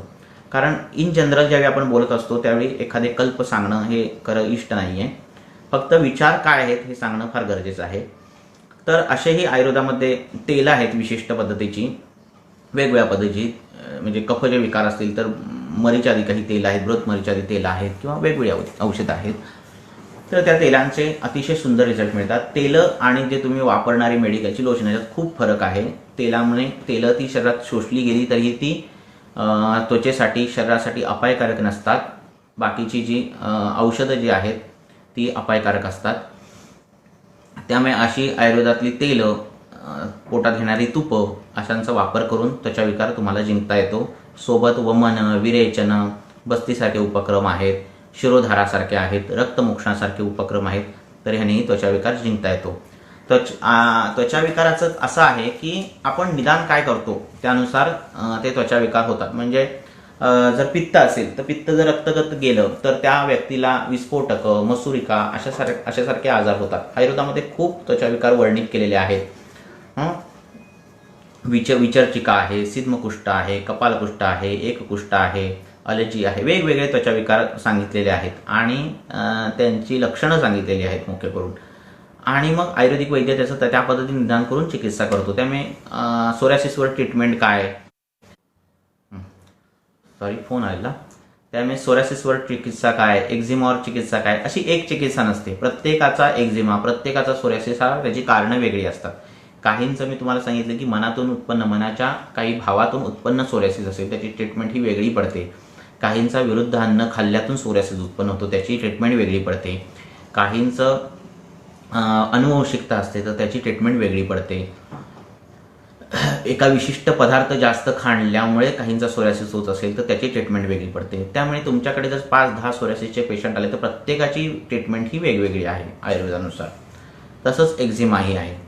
त्यामुळे एक विशिष्ट आजार आणि एक विशिष्ट ट्रीटमेंट किंवा जे काही पेटंट मिळतात बाजारात की एखादं गोळी आहे ती सोरायसिसवर अतिशय चांगली आहे, ती आयुर्वेदीय आहे, अशा पद्धतीचं केलं जातं, हे असे आहे योग्य नाही आहे. कारण हेतू काय घडलेले आहेत आणि ती व्याधी होण्यासाठी जो काही हेतू घडलेला आहे त्याच्यावर चिकित्सा असते, त्याचा विचार करून चिकित्सा असते. एखादा कल्प सगळ्याच सोरायसिसला उपयोगी पडतो किंवा अशा पद्धतीचं जे विचार असतात ते कितपत योग्य नाही आहेत. अर्थात त्याचा विचार कसा केला त्या कल्पाचा तुम्ही त्यानुसार ते आहे. कारण तो कल्प तुम्ही कुठल्या मात्रेत घेणार आहात, कशासोबत घेणार आहात, कुठल्या अवस्थेत घेणार आहात, कुठल्या ऋतूत घेणार आहात, या सगळ्याचा विचार हा वैद्य करत असतो. त्यामुळे स्वतः जाऊन मेडिकलला महामंजिष्ठादी काढा घेणे, सारे वाद्य घेणं हे अतिशय चुकीचं आहे. या औषधाने साईड इफेक्ट होतील का, तर होऊ शकतील. तुम्हाला जर उष्ण गुणातून त्वचाविकार झाला असेल आणि तुम्ही कुठला तरी रक्तशोधक काढा घेत असाल आणि त्याचे घटक सगळे उष्ण असतील, मंजिष्ठा असेल किंवा बाकुजीसारखे घटक असतील, तर तुम्हाला तो जो उष्णताजन्य त्वचाविकार आहे तो तुमचा वाढणार. त्या काढ्यावर किती रक्तशोधक काढा जरी लिहिला असेल तर रक्तशुद्धीसाठी असं औषध नसतं. ते रक्तशुद्धी कशामुळे झाली, रक्तदृष्टी कशामुळे झाली हे कारण महत्त्वाचं असतं. लक्षात येते का? जर तुमची रक्तदृष्टी थंड खाण्यातून झाली असेल, जर तुमची रक्तदृष्टी ही तेलकट खाण्यातून झाली असेल तर तुमची रक्तशुद्धीकरणाची चिकित्सा ही उलटी वेगळी पडते. तुमची जर रक्तदृष्टी ही तिखट खाल्ल्यापासून होत असेल, कळण्यासाठी सांगतोय मी, तर तुमची ही रक्तदृष्टी तिखट खाणं, मिरचीदार खाणं, जागरणातून रक्तदृष्टी होत असेल, काही जणांना नाईट शिफ्ट असते आणि जागरणं करतात, तर जागरण ही त्वचाविकार होण्याचे एक कारण आहे. तर तुमची रक्तदृष्टी ही जागरणातून होत असेल तर तुम्हाला चिकित्सा किंवा तुम्हाला जो काढा वापरायचा आहे, रक्तशुद्धीकरण काढा जे मार्केटमध्ये येतात, त्याचे ते काढे हे गोड असायला हवेत. लक्षात, ते काढे हे निद्राजनन असायला पाहिजेत, तर ती जागरणातून होणारी रक्तदृष्टी कव्हर करू शकतात. तेच जर काढे उष्ण असणार आहेत, तेच जर काढे कडू रसाचे, तुरट रसाचे आणि उष्ण औषधं किंवा कशा रसाचे उष्ण औषधं असे असणार आहेत, तर ती जागरणातून झालेली रक्तदृष्टी जी आहे तुमची, जी त्वचावर लाल पुरळ उठते, त्याच्यातून आग होते, अशी त्वचा दृष्टी. त्यामुळे मार्केटमध्ये जाऊन रक्तशुद्धीकर काढा स्वतःहून घेणे किंवा एका माणसाला कुठल्या तरी काढ्याचा परिणाम चांगला पडला म्हणून आपण पण तो काढा घेणे असं न करता वैद्याकडे जाऊन तो काढा आपल्याला सूट होईल का किंवा ते औषध आपल्याला हे होईल का या पद्धतीचा विचार करायचा. शुक्रक्षयातून पण काही त्वचा विकार होतात, ज्याच्यात त्वचा काळी काळी पडते, चेहऱ्याची कांती जाते आणि कोणीतरी सांगितलेलं असतं की आता हे त्वचा चांगली होण्यासाठी तू कडुनिंबाचं चूर्ण घे किंवा कडुनिंबाचा काढा मिळतो, तो काढा सुरू कर, आणि तो काढा सुरू करतो तो रुग्ण. आता ही दृष्टी त्याची शुक्रक्षयातून झालेली आहे किंवा वृक्षगुणातून झालेली आहे असं जर आम्ही निदान केलं तर त्याने त्यावेळी कडुनिंबाची पावडर घेणं, कडुनिंबाचं सेवन करणं हे त्याचा त्वचाविकार वाढवण्याचं कारण होईल. आणि मग तो तसा काढा घेतो, तसं चूर्ण घेतो तो व्यक्ती आणि त्याचा त्वचाविकार वाढायला लागतो. आणि मग नावं ठेवली जातात की कडुनिंबाने काही त्वचाविकार जात नाही, कडुनिंबाने त्वचाविकार वाढतोय. तर आपण चुकीचं करत असतो आणि शास्त्राला नावं ठेवत असतो. त्यामुळे मध्ये बसलेला जो वैद्य आहे त्याच्याकडे जाणं हे सगळ्यात इष्ट आहे, त्याच्याकडून मार्गदर्शन मिळणं हे इष्ट आहे. खूप कारणं आहेत, खूप कारणांचे गुण असतात, नुसतं वात नसतो, वाताचे गुण असतात, वृक्ष असतं, चल असतं आणि त्या सगळ्या गुणांचा विचार हा वैद्य करतो. त्या गुणांचा विचार करून, त्याला अंशांश कल्पना म्हणतात, त्या गुणांचा विचार करून तो द्रव्याचं सिलेक्शन करतो, म्हणजे औषध कुठलं द्यायचं हे सिलेक्शन करतो आणि तो त्वचाविकार बरा होत असतो. त्यामुळे स्वतः मेडिकलला जाऊन कुठलाही त्वचेचं औषध घेणं, कुठलीही गोळ्या घेणं, आता पेटंट आलेले आहेत आणि जे काही औषध असतं त्याच्यावर असंच लिहिलेलं असतं, त्वचारोग नाशक वटी, त्वचारोग नाशक काढा, रक्तशुद्धीकर काढा, रक्तशुद्धीकर वटी असं लिहिलेलं असतं.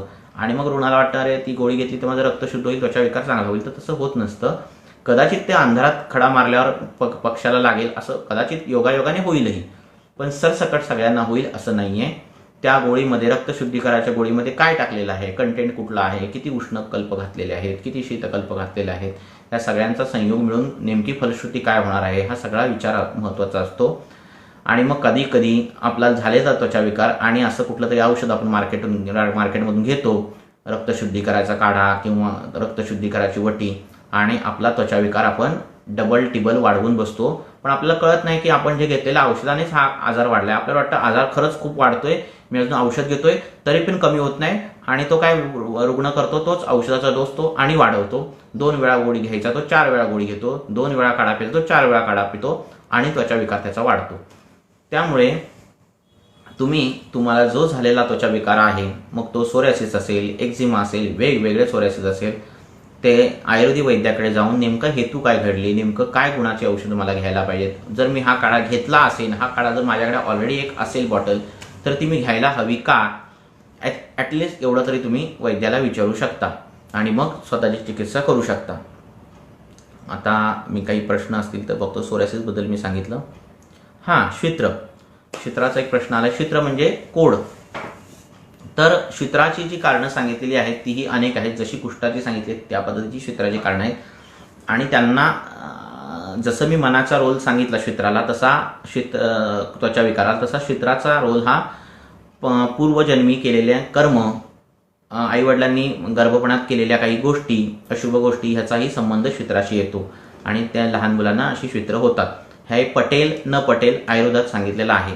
जसं मनाचं तुम्हाला मी सांगितलं की चोरी केल्यानंतर त्वचाविकार होऊ शकतो आणि तो कसा होऊ शकतो ह्याचं मी जी पॅथोफिजिओलॉजी सांगितली त्याप्रमाणे ती पॅथोफिजिओलॉजी घडत असेल. कदाचित आज ते खोटं वाटत असेल लोकांना, पण काही वर्षानंतर ते पटेलही. त्यामुळे असे लहान मुलांना हे शित्र होतात. साधारणतः 10-15 वर्षानंतर तो जर डाग येत असेल तर तो कृमीजन्य आहार विहारातून येतो. जन्मतः आला असेल तर तो कठीण आहे बरा होणं, आणि जर तो 15 वर्षाच्या मुलांना जर होत असेल तर शक्यतो तो कृमीजन्य आहार विहारातून होतो. आणि कृमींची चिकित्सा केली तर त्याला खूप सुंदर रिझल्ट मिळतो लहान मुलांमध्ये जर चित्र दिसत असेल. आणि मग त्याची जी औषधं आहेत, मंजिष्ठासारखी, विडंगासारखी जे काही औषधं आहेत ती वापर केल्यानंतर आणि त्याला काही पथ्य सांगितल्यानंतर, चॉकलेट खाणारी लोकं असतात, मुलं असतात की डेअरी मिल्क खाणाऱ्या कॉलेजच्या मुली, आणि त्यांना हे आलेले असतात कोडासारखे डाग, आणि ते अतिशय प्रॉमिनंट असतात. तर त्या लोकांनाही कृमींची चिकित्सा द्यावी लागते. चॉकलेटसारखा पदार्थ आहे तो बंद करावा लागतो, आणि तो जो शित्र आहे म्हणजे जो कोड आहे, वेटिलिगो जो आहे, तो पूर्णपणे बरा करता येतो. जन्मतः असेल तर करणं फार कठीण आहे. त्याचे काही क्रायटेरिया दिलेले आहेत की त्या कोडावरचे केस पांढरे नसणे, ती जी 2 मंडलं आहेत ती एकमेकात मिक्स न झालेली असणे, 1 वर्षापेक्षा जुना जर असेल म्हणजे 2-3 वर्ष 4 वर्ष, तर हे काही गोष्टी आहेत की हातावर, ओठावर आणि वंशन प्रदेशी जर शित्र असेल तर तो असाध्य आहे. असे काही गोष्टी आहेत की ज्याच्यामध्ये तो जो कोड आहे तो असाध्य असतो, बरा व्हायला कठीण असतो. पण हे सोडून ज्या काही गोष्टी आहेत ते कोड बरे होतात, आणि कधी कधी दैवकृपेने असेही कोड बरे होतात की जे असाध्य सांगितलेले आहेत.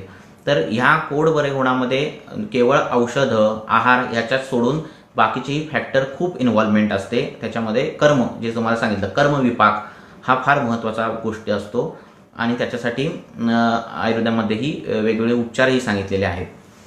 तर अशा पद्धतीने शित्राचा विचार करायचा असतो. शित्रामध्ये वाताची आणि रक्ताची इन्व्हॉल्वमेंट जर असेल तर तो शित्र म्हणजे जो कोड आहे, जो आयुर्वेदिक वैद्य शित्र म्हणतात त्याला, तर तो जो कोड आहे तो तांबूस रंगाचा असा होतो, आणि रक्त आणि मांस अशी जर इन्व्हॉल्वमेंट जास्त असेल तर तो चित्र लाल लाल रंगाचा असा होतो, आणि मेद, कफ आणि मेद आणि कफ अशी जर इन्व्हॉल्वमेंट असेल त्याच्यामध्ये, म्हणजे जो मांसगत झाला शित्र, मांस आणि कफ अशी जर इन्व्हॉल्वमेंट असेल तर तो शित्र हा एकदम पांढरा असतो. आणि अनुक्रमे हे तिन्ही असाध्यत्वाकडे जातात, म्हणजे की वातापासून आणि रक्तापासून जो झालेला तांबूस वर्णीय असतो तो साध्य असतो, तो बरा होणं सहज शक्य असतं. जो लाल लाल असतो तो जरा कठीण होतो बरा व्हायला, आणि जो पूर्णपणे पांढरा असतो तो बरा व्हायला फारच कठीण असतो. अशा प्रकारे तो कोड असतो असं आयुर्वेदामध्ये वर्णन केलेलं आहे. 2 प्रश्न पडलेले आहेत, त्यांची उत्तरे मी दिलेली आहेत. मॉडर्ननुसार सायकोसिस, स्ट्रेस असं एक कारण धरतात. हो, ते सांगितलं मी तुम्हाला की डर्मॅटॉलॉजिकल क्लिनिक जी आहेत, सायकोडर्मॅटॉलॉजी अशी एक शाखाच हे झाली, त्याच्यात अभ्यास सुरू झालेले आहेत, आणि ते औषधं हे वरून लावायला लोशन बिशन देत नाही आहेत ती लोकं, ती सायकोलॉजिकल औषधं तशी देत आहेत आणि त्वचाविकार बरे करतायत.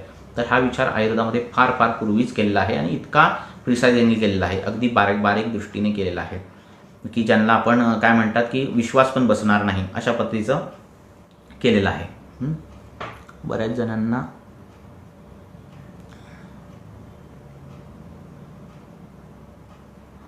जणांना तेल लावलं की त्वचा पिटिका उठतं, ह्यासाठी काय करावे? तर रक्तगत आम असं प्रकरण झालं, रसगत आम, रक्तगत प्रकरण, रक्तगत पित्त, रक्तगत आम असं प्रकरण झालं, ज्यात विस्फोटक येतं किंवा विसर्प दाह असं प्रकरण असतं. आमावस्था अशी असते, त्यांना तेल लावलं की पिटिका उठतात. म्हणजे हा पित्ताच्या उष्णगुण प्राधान्य करून झालेला व्याधी असतो, तर त्याचं पाचन व्यवस्थित करावं लागतं. पाचन व्यवस्थित झालं की मग तसे प्रकरणं पूर्ण बंद होतात. पाचन करणं फार गरजेचं आहे, मग ॲप्लिकेशन करावं लागतं. आधी जर पूर्वी जर खूप मलमं लावलेली असतील तर ती त्वचा हायपर सेन्सिटिव्ह झालेली असते, आणि मग हायपर सेन्सिटिव्ह त्वचेमध्ये मग नंतर आपली तीक्ष्ण उष्ण तेलं लावली की मग परत त्रास होतो त्या रुग्णाला. त्यामुळे ती मलमं पहिली बंद करून, ती लोशन पूर्ण बंद करून काही दिवस काही न लावणं हे इष्ट ठरतं. साबणही लावायचं नाही त्वचेला, आणि ती 7-8-10 दिवसानंतर ती जरा पूर्ववत झाली, त्वचेचा पोत सुधारायला लागला, तिचं हायपर सेन्सिटिव्हिटी कमी झाली की मग तुम्ही नंतर वरून ॲप्लिकेशन लावायला रुग्णांना देऊ शकता. पण काही दिवस जर आधीपासून तो स्टेरॉइड बेस लोशनवर असेल तर एकदम बंद न करणे हळूहळू बंद करणे आणि एकदा बंद केल्यानंतर काही दिवस काहीच न लावणे हे फार गरजेचं आहे ती त्वचा नॉर्मल होण्यासाठी. आणि मग नंतर स्वतःची तेलं बिलं लावायला द्यायची.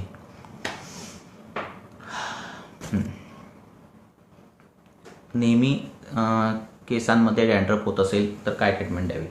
तर नेहमी केसांमध्ये मी तुम्हाला सांगितलं डॅन्ड्रफचे अनेक प्रकार आहेत. मी ते सांगायला लागलं तर एक तास फक्त डॅन्ड्रफवरच जाईल, एवढं प्रकरण सगळं हे आहे.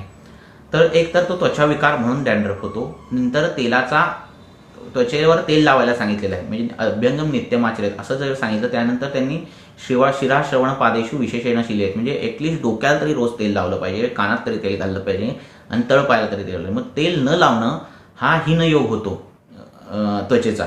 आणि डोक्याला तेल न लावणारे लोक खूप आहेत आणि तो हीनयोगातून ते त्वचा फाटते, तिथली त्वचा बाहेर पडते आणि डॅन्ड्रफसारखे कंडिशन्स येतात. त्यामुळे तेल न लावणे हेही कारण येतं. त्वचा विकार सेपरेटली आहे हेही कारण होतं. वाताची दृष्टी तिथे निर्माण झाली हेही कारण होतं. कडकडीत गरम पाणी डोक्यावरून घेणं हेही कारण होतं त्या डॅन्ड्रफला. केसांची स्वच्छता न राखणं हेही कारण होतं. अशी अनेक कारणं आहेत डॅन्ड्रफसाठी. कृमीतून उत्पन्न जो दारुणक आहे म्हणजे डॅन्ड्रफ आहे हेही कारण होतं. तर नेमकं काय घडलं, कशा पद्धतीने तो कोंडा होतोय, सतत कोंडा होतोय, म्हणजे सतत होतोय म्हणजे याचा अर्थ मेजर प्रॉब्लेम आहे पोटामध्ये तुमच्या. तर त्यासाठी जवळच्या वैद्याकडे दाखवणं हे इष्ट आहे. केवळ अँटी डॅन्ड्रफ शॅम्पू लावून डॅन्ड्रफ कोणाचाही गेलेला नाही आहे. त्यामुळे तशा पद्धतीने वैद्याकडे जाऊन तुम्ही व्यवस्थित विचारा.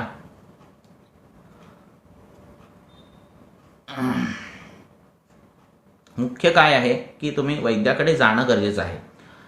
तुम्ही वैद्याकडला व्हॉट्सअपला फोटो पाठवा आणि मला ट्रीटमेंट द्या असं करण्यापेक्षा स्वतः वैद्याकडे जाऊन हेतू सांगणं. कारण हे एवढं मी सांगितलं सगळी पिक्चर, हा सगळा पिक्चर तो त्या रुग्णासमोर मांडतो आणि ह्याच्यातून तो शोधतो नेमका हिरो कोण आहे आणि विलन कोण आहे तुमच्या केसमध्ये. आणि मग तो त्याला हिरो विलन कळाला त्या वैद्याला की त्याला चिकित्सा देणं फार सोपं होतं. नुसता फोटो पाठवला आणि द्या आता चिकित्सा असं करणं इष्ट होत नाही. आता ठीक आहे, लॉकडाऊन आहे, लोक फोटो पाठवतात, तरी त्यातल्या त्यात तुम्ही काय करायचं की ॲटलिस्ट डिटेल वैद्याला केस हिस्ट्री लिहून त्याचा फोटो पाठवा. म्हणजे काय, तुम्ही किती वाजता उठल्यानंतर काय खाता पिता, दुपारचं जेवण कितीला करता, रात्री जेवण कितीला करता, काय खाण्यात असतं, तुमच्या मानसिक स्वास्थ्य कसं आहे, कौटुंबिक वातावरण कसं आहे, त्वचा विकार सोडून बाकीचा कुठला आजार आहे का नाही, हेही महत्त्वाचं आहे. कारण तुम्हाला मूळव्याध असतो आणि तुम्ही तो सांगत नाही. तुम्हाला वाटतं मूळव्याध आणि त्वचा विकार वेगवेगळा आहे, मूळव्याध हा वेगळा आजार आहे, त्वचा विकार वेगळा आहे, मूळव्याधीची ट्रीटमेंट मी दुसऱ्या डॉक्टरकडून करून, त्वचा विकाराची ट्रीटमेंट मी दुसऱ्या डॉक्टरकडून करून, असा तुम्ही स्वतःच निर्णय घेता आणि स्वतःच सगळं करत असता. तसं नसतं. रक्त मूळव्याधीतून पडत असतं, तुम्ही कुठल्या तरी उपचाराने ते रक्त थांबवत असता. शरीरात वाढणारं हे पित्त दोष, शरीरात वाढणारा हा रक्त दोष कुठल्या ना कुठल्या तरी मार्गाने बाहेर येतो. तो कदाचित कधी कधी त्वचा विकाराच्या मार्गातून बाहेर येत असतो. आणि मग असं प्रकरण आम्हाला करताना ते वाताचं झालेलं विमार्ग गमन आणि त्याच्यासोबत असलेला अनुबंधी पित्त दोष असं करावं लागतं. आम्हाला वायूचं अनुलोमन करावं लागतं, पित्तावर काम करावं लागतं. त्यामुळे तुम्ही कुठलीही गोष्ट लपवून नाही ठेवायची. त्यामुळे तुम्ही ते सगळं सांगणं वैद्याला गरज आहे आणि ते सगळं एका कागदावर लिहून ठेवणं डिटेल्स आणि ते पाठवणं आणि मग फोटो पाठवणं हे त्यातल्या त्यात ठीक आहे आत्ताच्या लॉकडाऊनच्या काळात. पण लॉकडाऊन नसेल, ज्यावेळी तुम्हाला येणं जमत असेल त्यावेळी प्रत्यक्ष वैद्याकडे जाणं आणि सगळे आपले आजार सांगणं हेच इष्ट आहे आणि हेच योग्य आहे. अजून काही प्रश्न असतील तर विचारा. 4:30 वाजलेले, 10-15 मिनटं घेऊया आपण.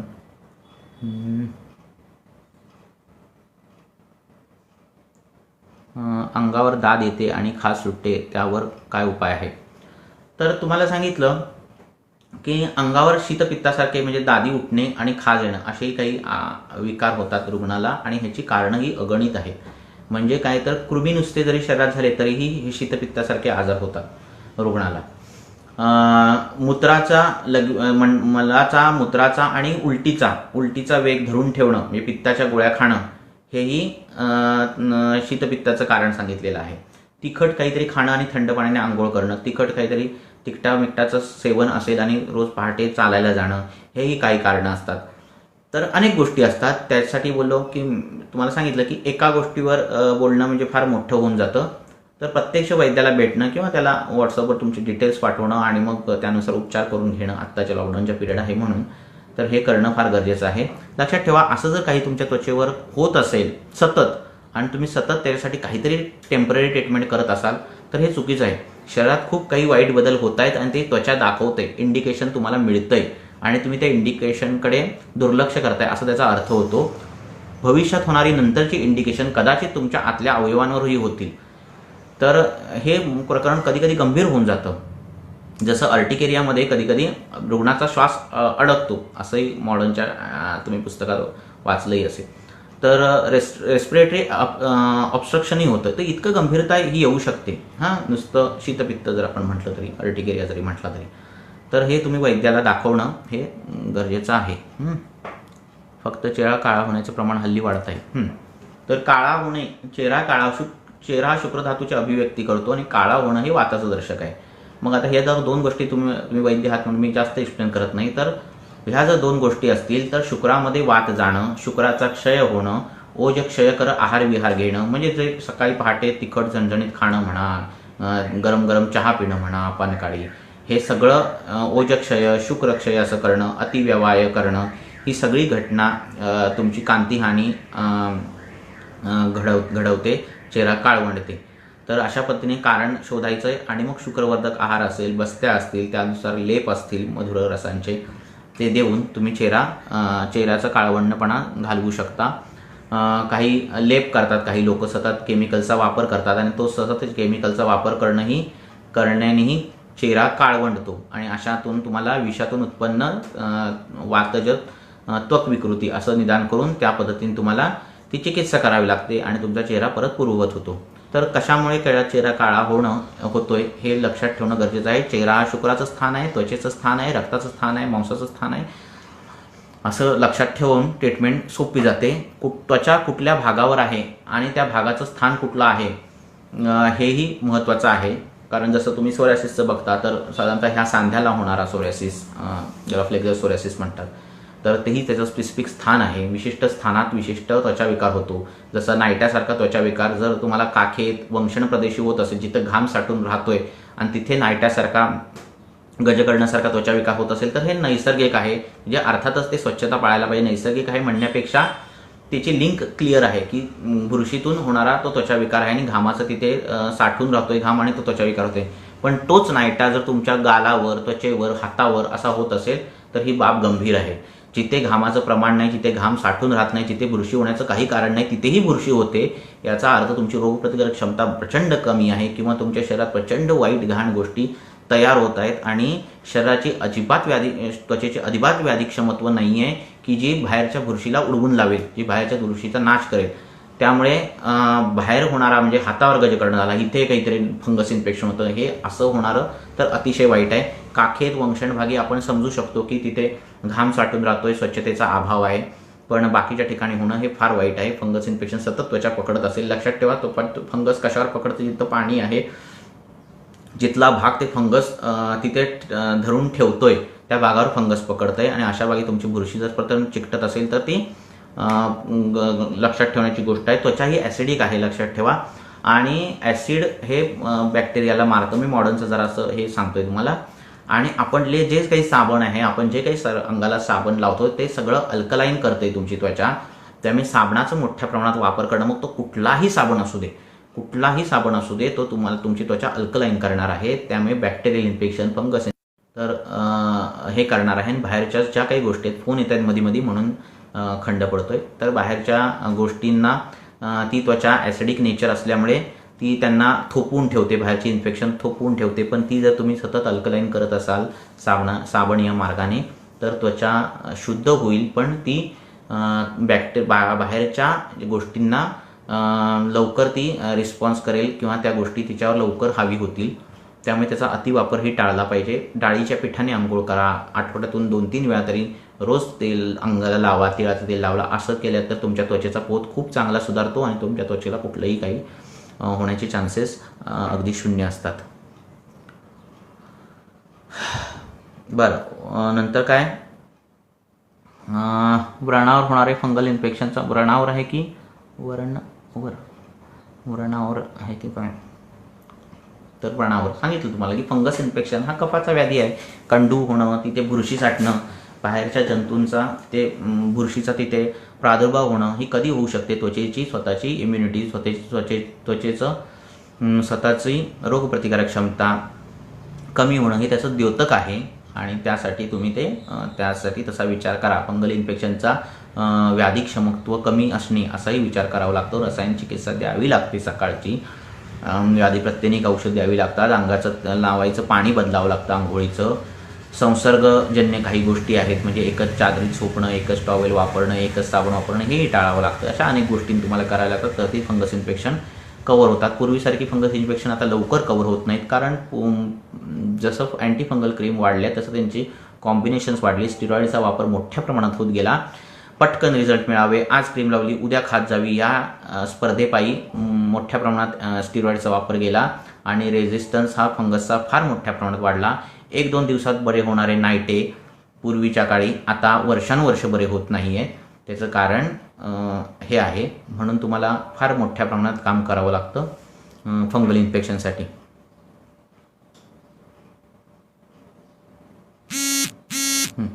रेनी सीझनमध्ये चिखल्या होतात काहींना, तर सतत पाण्यात पाय जाणं हे अतियोग आहे आणि त्याच्याने तो होऊ शकतो. तर त्याच्यात काही चूर्ण आहेत आयुर्वेदामध्ये जी कषाय रसाची आहेत, जी आर्द्रता शोषून घेतात. आधी मुळात तुम्ही पाण्यात पाय घालायला नाही पाहिजेत आणि घातलेत घरी आला तर ते कोरडे ठेवायला पाहिजेत पाय. हा एक पहिला उपाय. ते जर जमत नसेल, तसंही काही होत नसेल तर तिथे चूर्ण असतात, त्या चूर्णांचं प्रक्षेपण आम्ही देतो आणि ती चूर्ण नुसती टाल्कम पावडरसारखी लावलीत. म्हणजे एक पेशंट होता की ज्याला कंपनीत बूट घालावे लागायचे, प्लॅस्टिकचे बूट होते त्यांच्या कंपनीत आणि ते सतत पायाला घाम येऊन त्याला कुजायचे त्याचे पाय. तर आम्ही कापसात अशी चूर्ण दिलेली आणि ती लावायला दिली कारण तो शूज बंद करणं ही त्याचं शक्य नव्हतं, जॉब सोडणं शक्य नव्हतं आणि तशी चूर्ण दिली आणि त्याचे जे काही पाय कुजायचे ते बंद झाले. तर असंही करू शकतो. किलॉइड हे बरं होण्यासाठी फार कठीण आहे कारण मांसगतचाच याचा विचार आहे. खूप कठीण पडतं पण त्याचे किलॉइडवर जी येणारी खाज आहे, आरक्तवर्णत आहे, ती बऱ्यापैकी कव्हर करता येते. प्रत्यक्ष पेशंट बघून त्याचं निदान आणि हे करता येतं आपल्याला. अजून काय असेल तर विचारू शकता तुम्ही.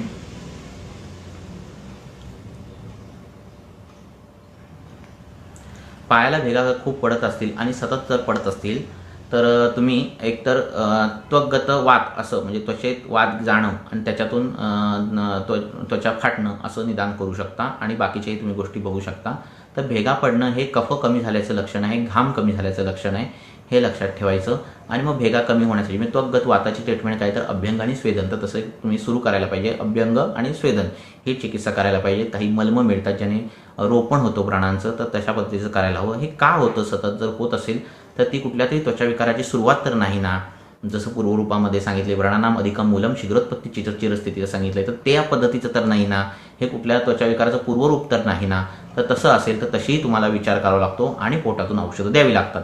आणि सतत जर होत असेल तर कदाचित ते पूर्वरूप असण्याची खूप दाट शक्यता आहे सोरायसिस सारख्या आजाराची.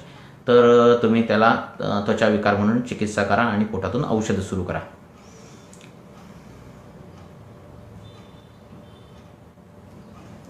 शीतपित्त म्हणजे तुम्हाला मॉडर्नमध्ये सांगतात तर अर्टिकेरिया ज्याला म्हणतात, ज्याचे मॉडर्नमध्ये जरा सांगतो तुम्हाला कळण्यासाठी की आयुर्वेदामध्ये असं सांगितलेलं आहे की मारुतः शीत संस्पर्शात, की जसं तुम्ही जर पोटात तिखट प्रकोपी काही खाल्लं आणि जर तुमच्या त्वचेवर जर थंड स्पर्श झाला, तुम्ही जर वाऱ्यात बिऱ्यात गेलात तर तुमच्या त्वचेवर अशा गांधी उठतात ज्या जाडसर असतात, त्याला खाज उठते आणि खाजवल्यावर ते लाल होतात. अशा पद्धतीने त्याला शीतपित्त म्हणून म्हणतात. पण हे केवळ अशाच संप्राप्तीने घडतं असं नाही. शीतपित्त वेगवेगळ्या आजारात सांगितले आणि वेगवेगळ्या आजारात ते घडतं. संप्राप्ती ही अशी घडते की त्वचेत जो आहे पोटातलं जे पित्त आहे म्हणजे पित्त दोष आहे तो त्वचेवर येतो आणि थंड स्पर्शामुळे तो तिथे त्याचा संचय होतो आणि त्या कफची त्याला मदत मिळते. हे सगळं कारकत्व हे वाताचं आहे आणि त्यामुळे वाताची गती कशी फिरते ह्याचं निदान करावं लागतं. त्यानुसार शीतपित्त घ्यावं लागतं. जसं मॉडर्नमध्ये शीतपित्त अर्टिकेरिया सांगितलेलं आहे, स्केरिंग नॉन स्केरिंग असे अर्टिकेरिया सांगितले आहेत आणि त्याची वेगवेगळी कारणं आहेत. तर अशा पद्धतीचे शीतपित्त नावाचा आजार आहे. आणि जळवातमध्ये हा एक लोकल शब्द आहे.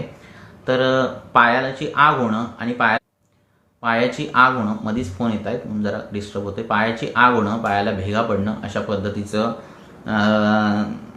जळवात जो आहे तो म्हणतो आणि त्याला खूप आगाग होते. थंड काहीतरी लेप केलं, पाण्यात पाय बुडवले की त्यांना बरं वाटतं. तर ही एक वातव्याधी पण आहे की ज्याच्यात पाददाह होतो आणि भेगा पण पडत असेल, त्यातून रक्त होत असेल तर त्याचा पित्तानुबंध खूप असतो. डायबिटीसच्या काही अवस्थांमध्ये न्यूरोपॅथीमध्ये हे बदल दिसतात जळवातासारखे, आणि त्याची चिकित्सा पायाला लेप करणं आणि पोटातून औषध घेणं अशा वेगवेगळ्या पद्धतीने करावे लागते आणि त्याने बरा होतो. फोटोसेन्सिटिव्हिटीसाठी काय करावं असं सांगितलेलं आहे. तर त्वचा विकाराच्या कारणांमध्ये उष्ण संताप पण सांगितलेलं आहे. म्हणजे त्वचेवर सतत ऊन पडणं, उन्हासारख्या गोष्टीत सतत राहणं, ह्याच्यानेही त्वचा विकार वाढतात. आणि थोड्याफार उन्हात जाऊन जर एकदम त्वचा जळत असेल तर त्वचेचं सारता कमी झालेली आहे आणि सारता कमी झाल्यामुळे त्वचा इतकी सेन्सिटिव्ह होते. तर ती त्वचेची सारता म्हणजे कशी वाढवता येईल ह्यासाठी त्वचा, आता रुग्ण सुरू झालेले आहेत, मी आता आवर्त घेतो. तर ती सारता कशी हे करता येईल या दृष्टीने बघावं लागतं. नित्य अभ्यंग केलं तरीही फोटोसेन्सिटिव्हिटी कमी येते. त्या अभ्यंग नित्य करताना तुम्हाला थंड बल्यकर अशी तेलं वापरावी लागतात, जशी बलागुडीचारी तेल आहे, चंदनबला लाक्षादी तेल आहे. अशा पद्धतीची तेलं वापरली तर ती फोटोसेन्सिटिव्हिटी अतिशय सुंदर पद्धतीने कमी होते. उन्हात गेलं तरी त्याला काहीही त्रास होत नाही. तात्पुरती सनस्क्रीन लोशन लावण्यापेक्षा अभ्यंग सुरू करावं आणि ती फोटोसेन्सिटिव्हिटी कमी करावी. अजून कोणाला प्रश्न असतील तर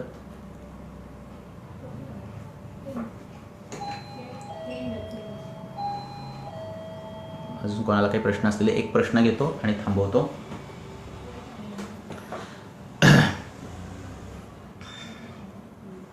पेशंट बाहेर येऊन बसलेले आहेत. बऱ्यापैकी मी कव्हर केलेला आहे विषय त्वचा विकाराचा.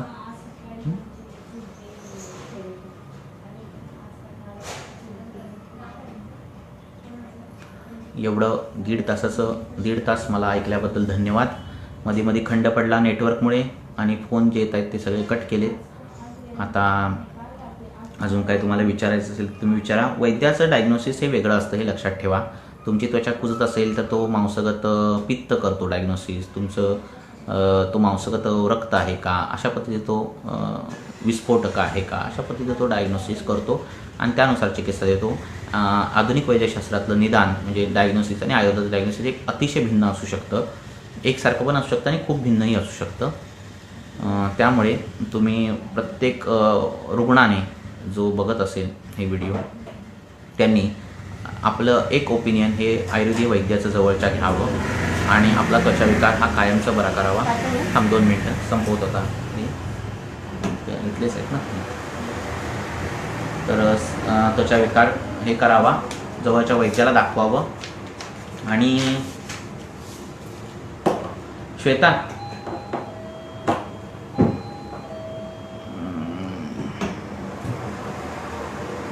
हे सगळं आवड.